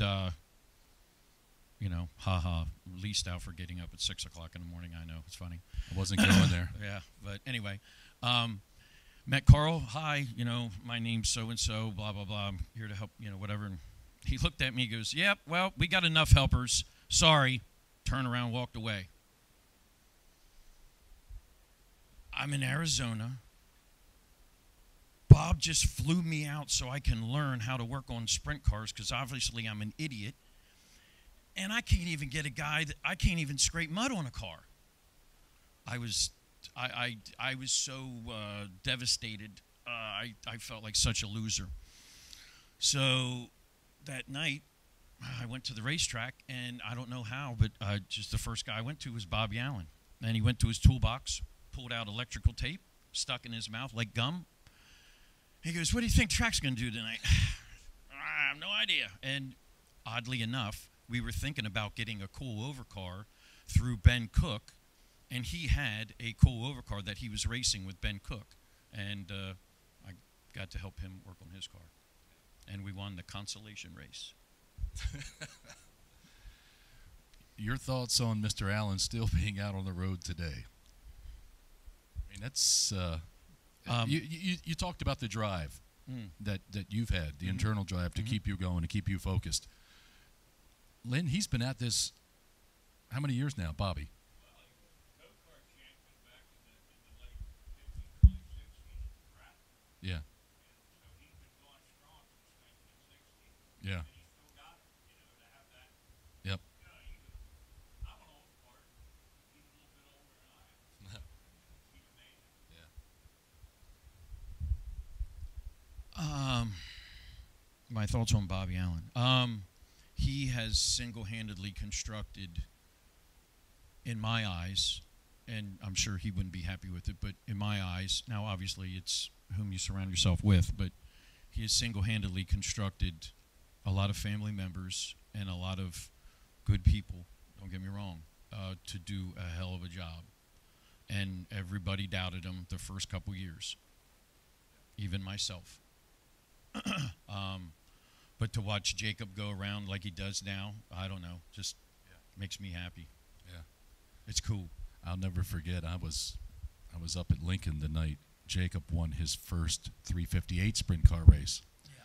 And I was up in the booth, and of course Wayne Harper, the announcer up there, just what a great guy. Harper is such a fantastic person, and he's genuine, and he's a big personality, So Jacob wins. Wayne's getting ready to head down to Victory Lane, and I said to him, "When did Jacob Allen get fast?" And Wayne goes, "Tonight." Never forget that. That was awesome.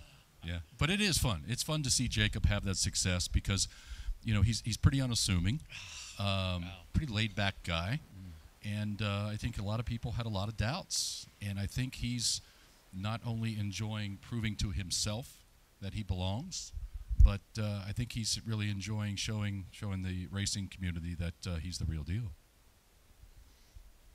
It's a namesake. Yeah. Absolutely. All right. World of Outlaws and /410 racing in general. Where are we on the spectrum of success right now? How strong is the sport, and what do you see for the future based on where you are? It's just my thoughts. Just my thoughts. And that's what we want, my friend. Yeah. I think because of rule restrictions and how I was brought up and things in my shop that were to be made and to,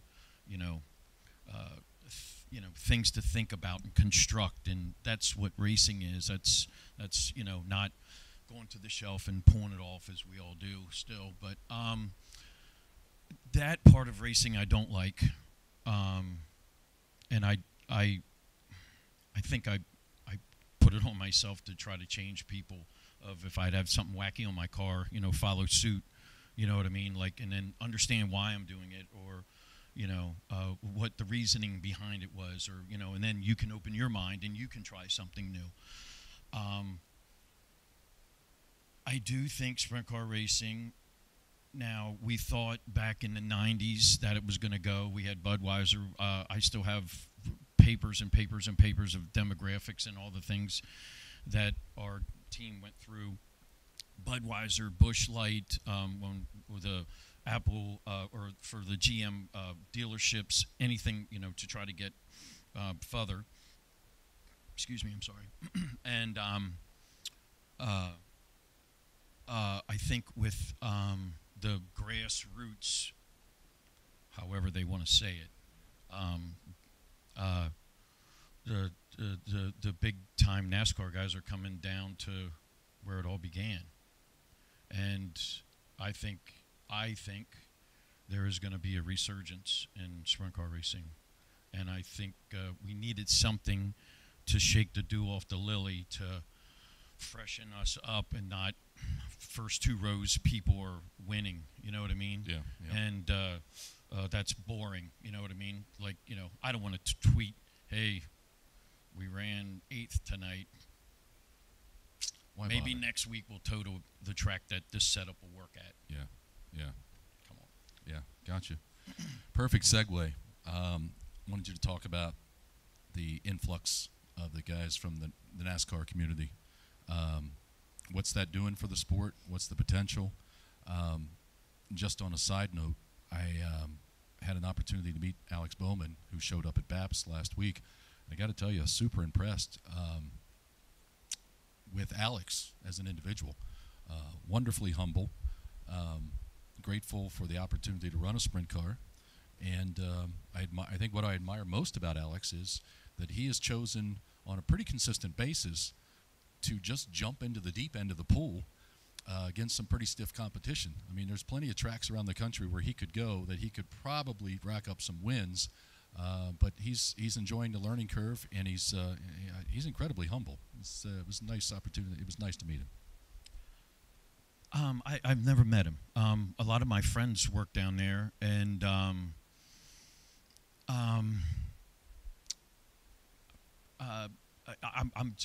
glad. I'm thankful because I think we need something. You know what I mean?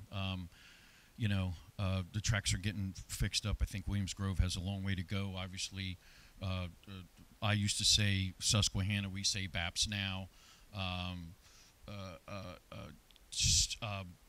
Sealands Grove, I believe, came up for sale or something, and Stephanie Baker or something to that nature.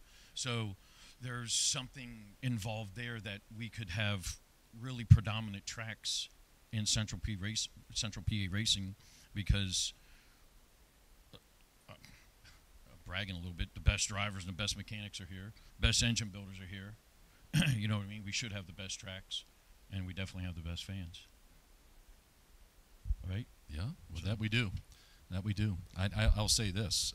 2001, I worked with the Sprint Car Network, SCN Radio, and we traveled with the World of Outlaws, broadcasting their races, internet and radio. And we didn't go out. We didn't go to California swing, Northwest, that type of thing. But from Fargo down to around Houston, Texas, and anything in between, Pennsylvania was the only place in the nation where the World of Outlaws were booed. Everywhere else, they were welcomed like heroes. Not in Central PA. It was a different game. It's funny, growing up around here and seeing, my dad's friends winning races, and I get a chance to hang out the tracks too, and then just seeing different tracks and going out there and running Skagit and running Calistoga, and you don't think of those tracks running on a Friday night or a Saturday night, and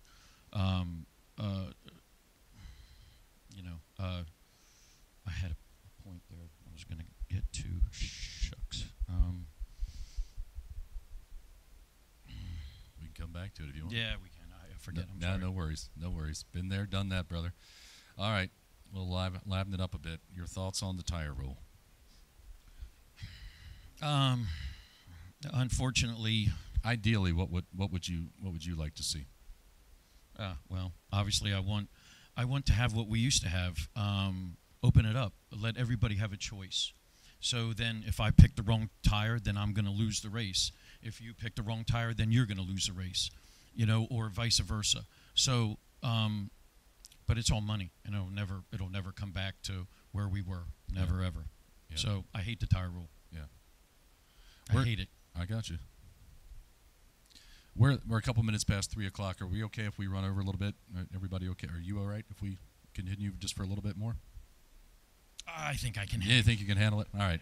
I'm having a good time. I hope you guys are too. Yeah. Thank you for coming out. I truly appreciate each and every one of you. Yeah. I really do. Sorry, I got a little misty with Greg there, but it's still near and dear to my heart.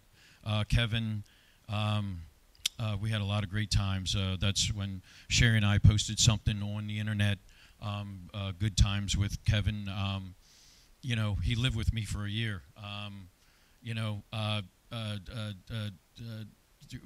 Some of the best times is Bob bought me a weight scale. And we would weigh rings and titanium bolts and piston stuff and everything to build motors. And we would stand out in the garage and, you know, make wagers on how much a steering wheel would weigh or how much this bottle of water would weigh. You know what I mean? Just, you know, just being guys and having fun. Nothing, you know, crazy like, oh, you know, we're out running around and Yeah. killing people or Just anything. Good memories. Hanging out. Yeah. Yeah. So it just, it's nice to reminisce, and it's also, you know, see what maybe will happen in the future. Yeah. You know, we talked about how hard you worked for so many years. What are your thoughts on the length of the sprint car season right now? I mean, it's gotten to the point. It's, you know, Florida through, it just never ends, it seems. Is it too much for fans, for race teams? I think it is. I don't know how people can afford to go to the races all the time. I think they ought to have some sort of managerial thing to where I remember they used to throw races in, and our team used to say, oh, well, you know, guys like, no disrespect to anybody, but using names, Lance DeWeese or this guy will just go because we're not going, so they'll get the free $3,000 or whatever. You know what I mean? And I never liked racing like that.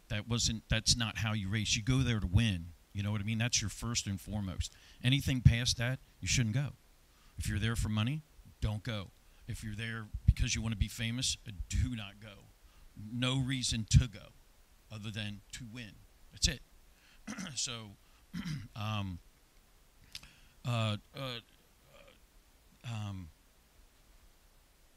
yeah, I don't know.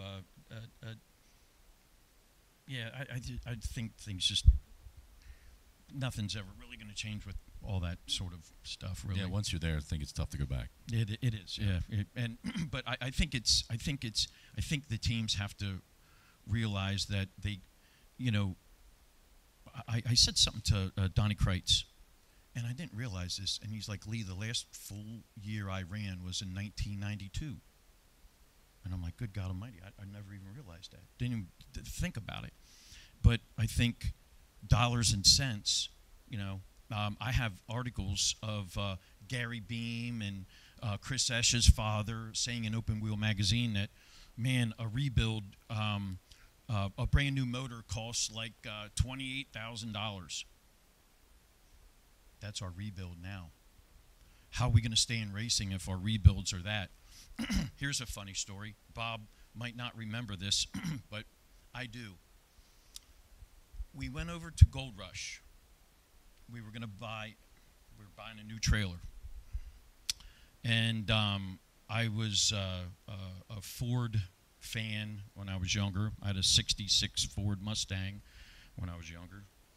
I took to school because I thought it was cool in my Mustang. And anyway, so Dave Blaney had a Ford. And Kenny Woodruff and Dave, you know, I thought they were cool. And they got this new crankshaft that was like 38 pounds. And, oh, my God, I was going crazy. And our crankshafts were 42. Oh, my. And Bob and I are standing at Gold Rush in this square. It was the trailer that we have now. And I'm like, I'm going all about this crankshaft. And Bob said, you know what? He said, well, I mean, if you think we need that crankshaft to win races, then I might as well just sell this trailer now, and we might as well not even be in racing. And I'm like, ooh, you know what? That crankshaft ain't that cool after all. You know what I mean? So let's just stay on the course here. We're good. So I'll never forget that. So the money and all the crazy stuff, you know. Jeremy Elliott from SprintCarLimited.com put together a neat piece. And by the way, Jeremy does such an outstanding job covering the sport. He's a fine writer. Certainly appreciate his talents. His project just a couple years ago was SprintCarLimited.com's top 25 crew chiefs since 1990.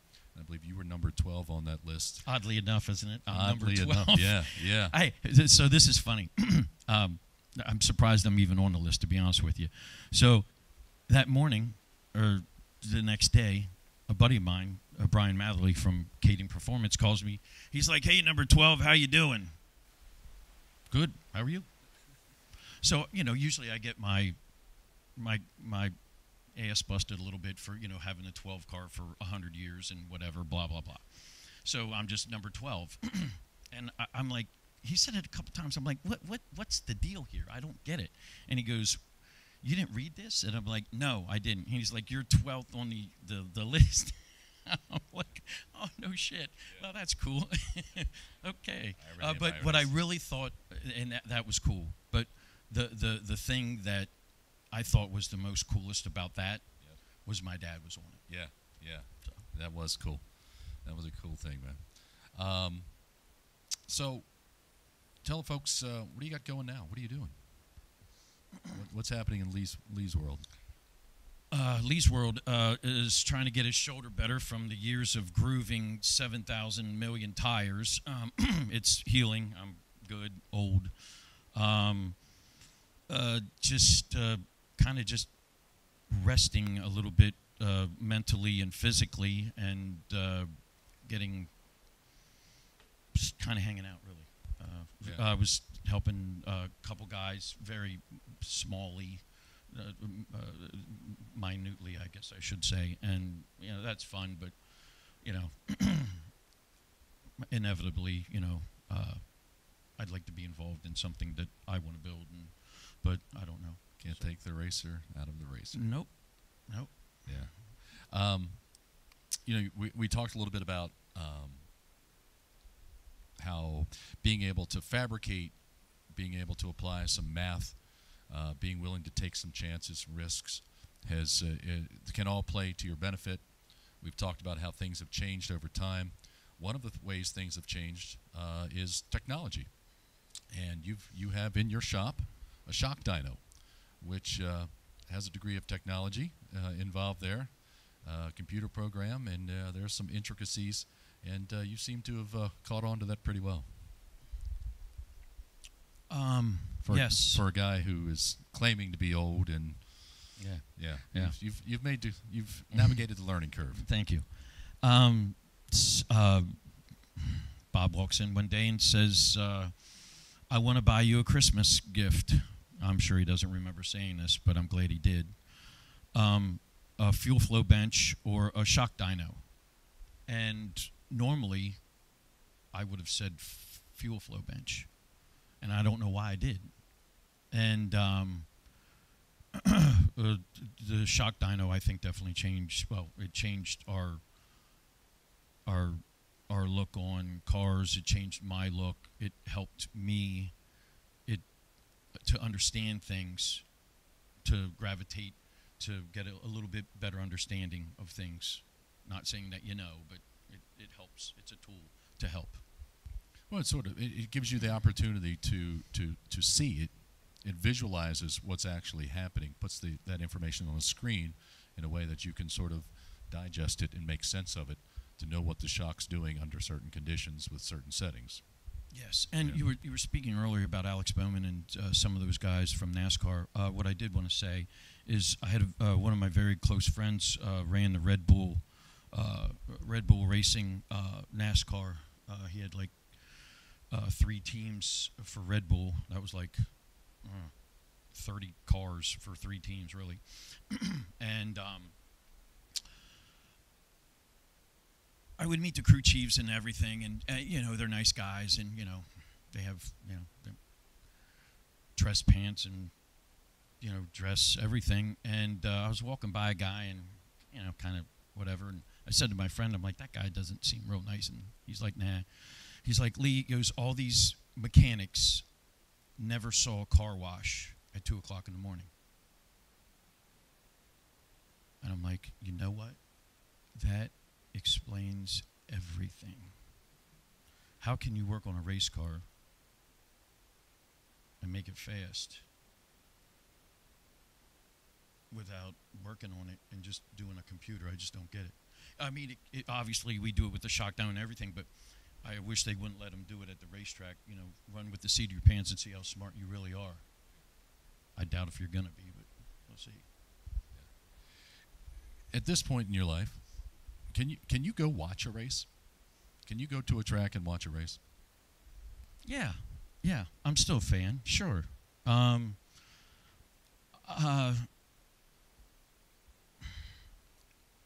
This summer, I watched it through with the TV, and that made it nice. And Sherry makes fun sometimes. So people, friends, hey, let's go out to eat and let's sit outside. You know, I've been out in the parking lot or outside my whole life. I want air conditioning. I want heat. I want, you know what I mean? Like, no. I like watching.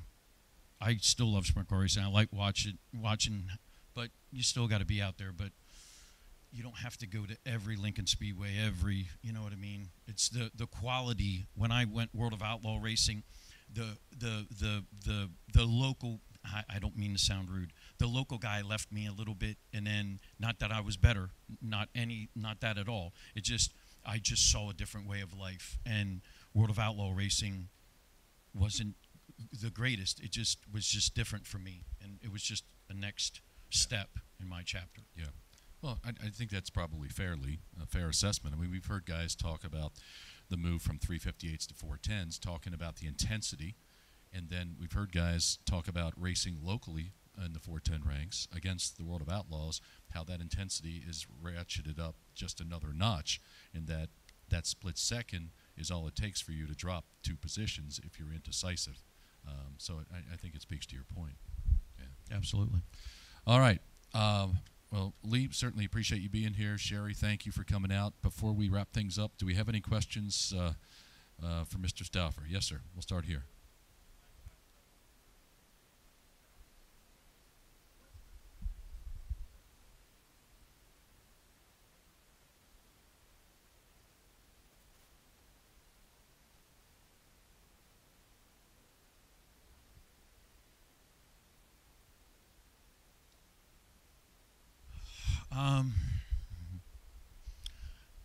Okay, car-wise or motor-wise?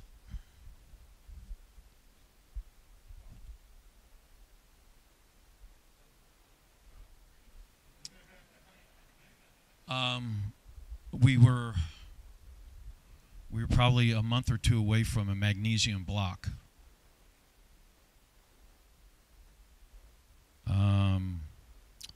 Car-wise, everybody knows I ran traction control, so that's no big deal. I never won with it. If you want it, I'll put it on your car. You're going to feel the same thing. Let's see, craziest.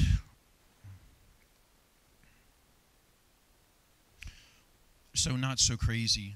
I brought out a split tube front and rear car. It's not crazy, but the torsion bars are 16 inches. They're titanium. Winter's Performance made them for me. They're very expensive. I still have them today. And I thought that would only be a big track car. And I took it to Lincoln and damn near won 7 out of 7 with that car. And I never would have expected that. Greg quit, and I never got that car back. But there's other things I need to do to that car to make it better. There's that. And before we move on to our next question, I have one for you because I completely forgot to ask this. Lethal Lee. Tell the folks how that name came to be. Do you want to stand up? Brian Householder named me Lethal Lee years and years ago. I don't know how or why, but it stuck. Brian? And that's why I call him the Hurricane. We used to go to helmet night at Speed Zone, and we would wear our helmets. That was a go-kart track? It was a go-kart track, and we would, have a lot of fun back then. My father, when I would do that on a Thursday night or a whatever night it was, I would come to the shop, and if I didn't really bathe hard because of all the baby powder and the dirt and, alcoholic beverages flowing, and we're having a lot of fun, it looked like I had eyeliner around my eyes, and my dad would be very, very, very upset with me. Not impressed. At all. Okay. None. All right. Zippo. So we have Mr. Householder to thank for that. And for those of you that don't know Brian, just another of the wonderful people involved in sprint car racing here in central Pennsylvania. Brian works at what capacity? Are you a race director or at Williams Grove and Lincoln, and has been doing this for decades. Is longer than Lee, and is one of the guys that we have to thank for putting together the programs each and every week. I mean, there's a lot of people behind the scenes that are just incredibly dedicated. Brian also has the reputation for being nothing short of, I'm going to show my age by the terminology I'm going to use here, but he is a motorsports encyclopedia. So if you ever have any questions about statistics, about who did what when, about who drove this car, anything, Brian's your guy, and he's a delight to talk to. So, yeah, Brian, thanks for everything, and thanks for being here. Absolutely. Yeah. All right, so we'd come up here. Oh, yeah, he does it all. Fills in here, whatever's needed. So. Does he wear the pink sweater that you have on, too? Oh, good. I think he likes that. Oh, God. All right, we got a question up here.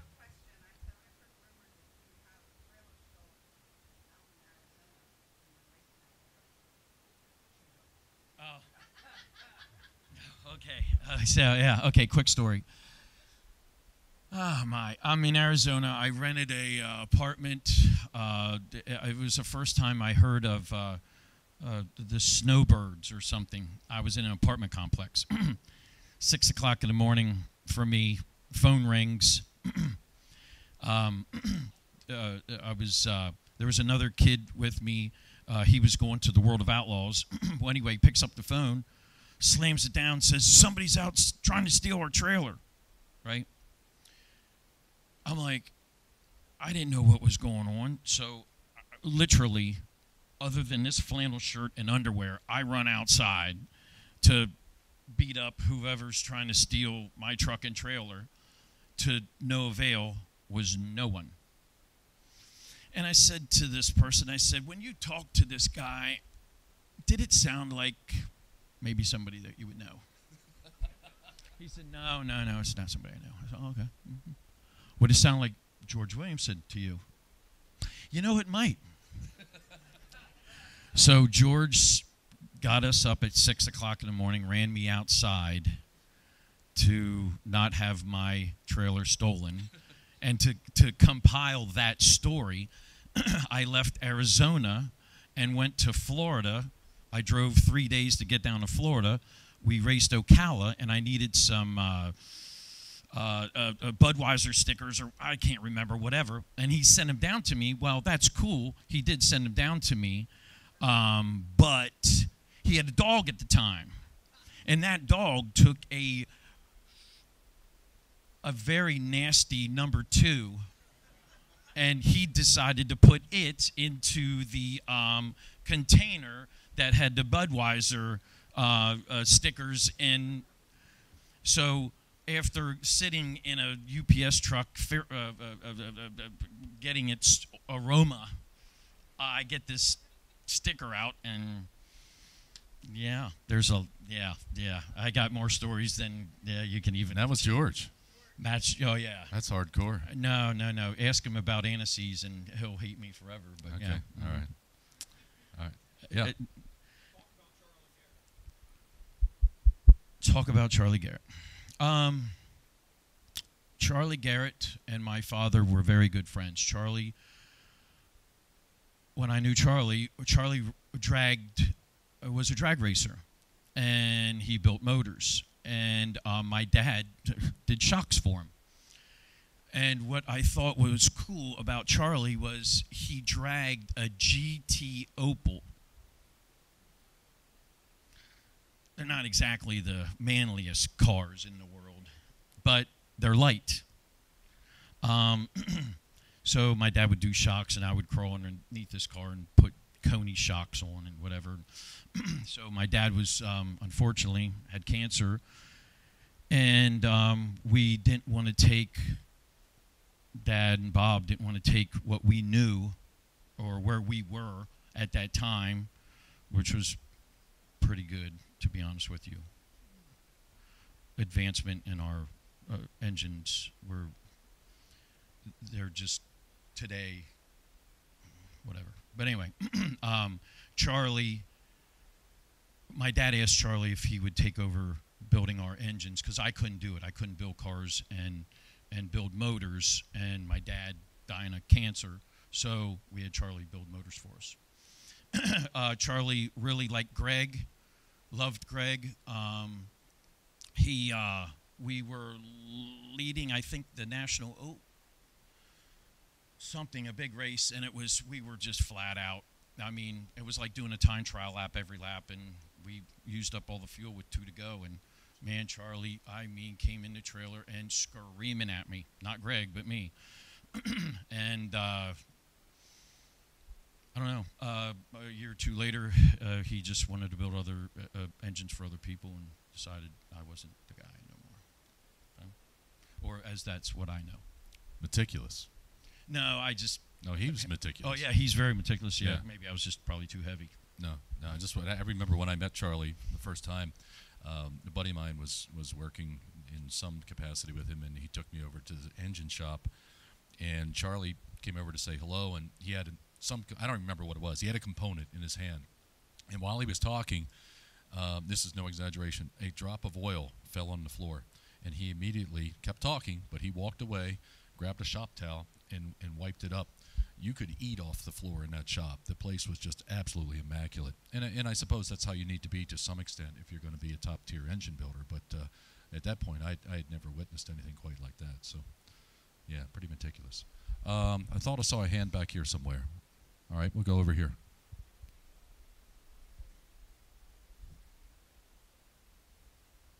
Approximately. But we have to weigh 12. Oh, 14. That's it. Jesus, I'm still living 100 years ago. Sorry.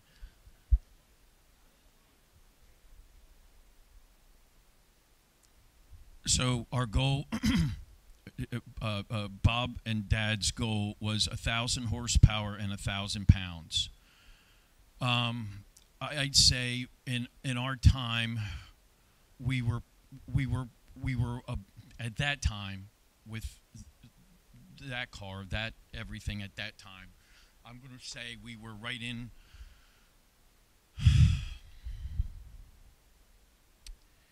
We were probably closing in on 900, and I had a car that we were closing in on 1,100 pounds.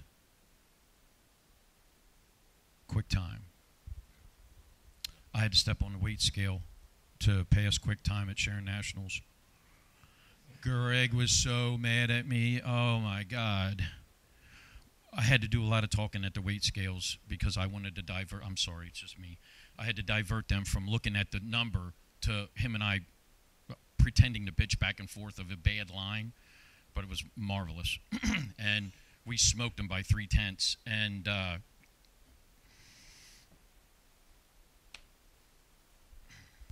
yeah, whatever. Anyway, yeah. There's one for the books. That's one. All right. I got more. Yes, sir.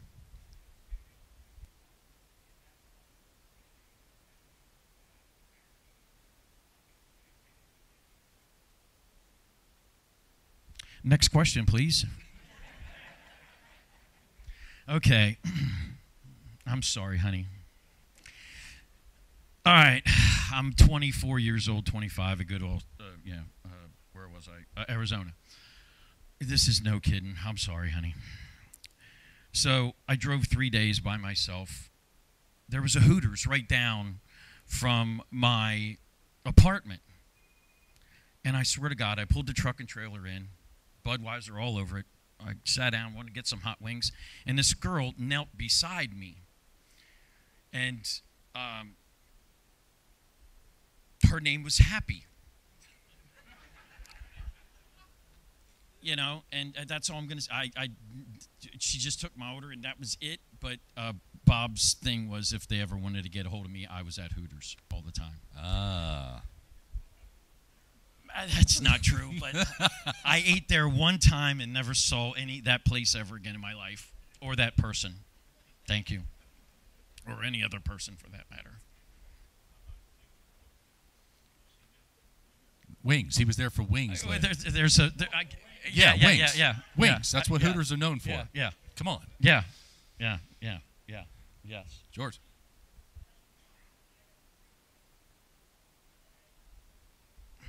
Well, I can't help that my steering tire blew out and I crashed Bob's truck and trailer. Not a great time in my life, but It happened. Anybody else? Bob, I was doing 55. Ass. Sorry for swearing. What was the accusation there? Oh, he says I was speeding. I was dead tired. It was what? It was a day race coming home from Port Royal with Chad Layton. I think we ran like 6th. It was hot. I couldn't wait to get home. Boom. That's all I remember. Yeah. And I said, Dad, here I come. Yeah. That's what I thought. Yeah. Well. All right. Well, I suppose we'll wrap it up on that one. I'd like to thank everyone for coming out. It's been a great afternoon. Really been looking forward to this one. Thank you so much. Just a reminder, the Holiday Open House, December 3rd and 4th. And we'll be here for that. Silent auction items are over here to my left, your right. Lee Stauffer, it has been such a treat, my friend. Sherry, thanks for coming out, and we appreciate you being here. And man, hey, baby, where you going? Oh, stop, Lee. Just stop. Baby, where you going? So, thank you. Have a safe ride home. And Lee, it's been a treat, man. We appreciate you. Thank you all. Thank you so much. Thank you. Happy holidays.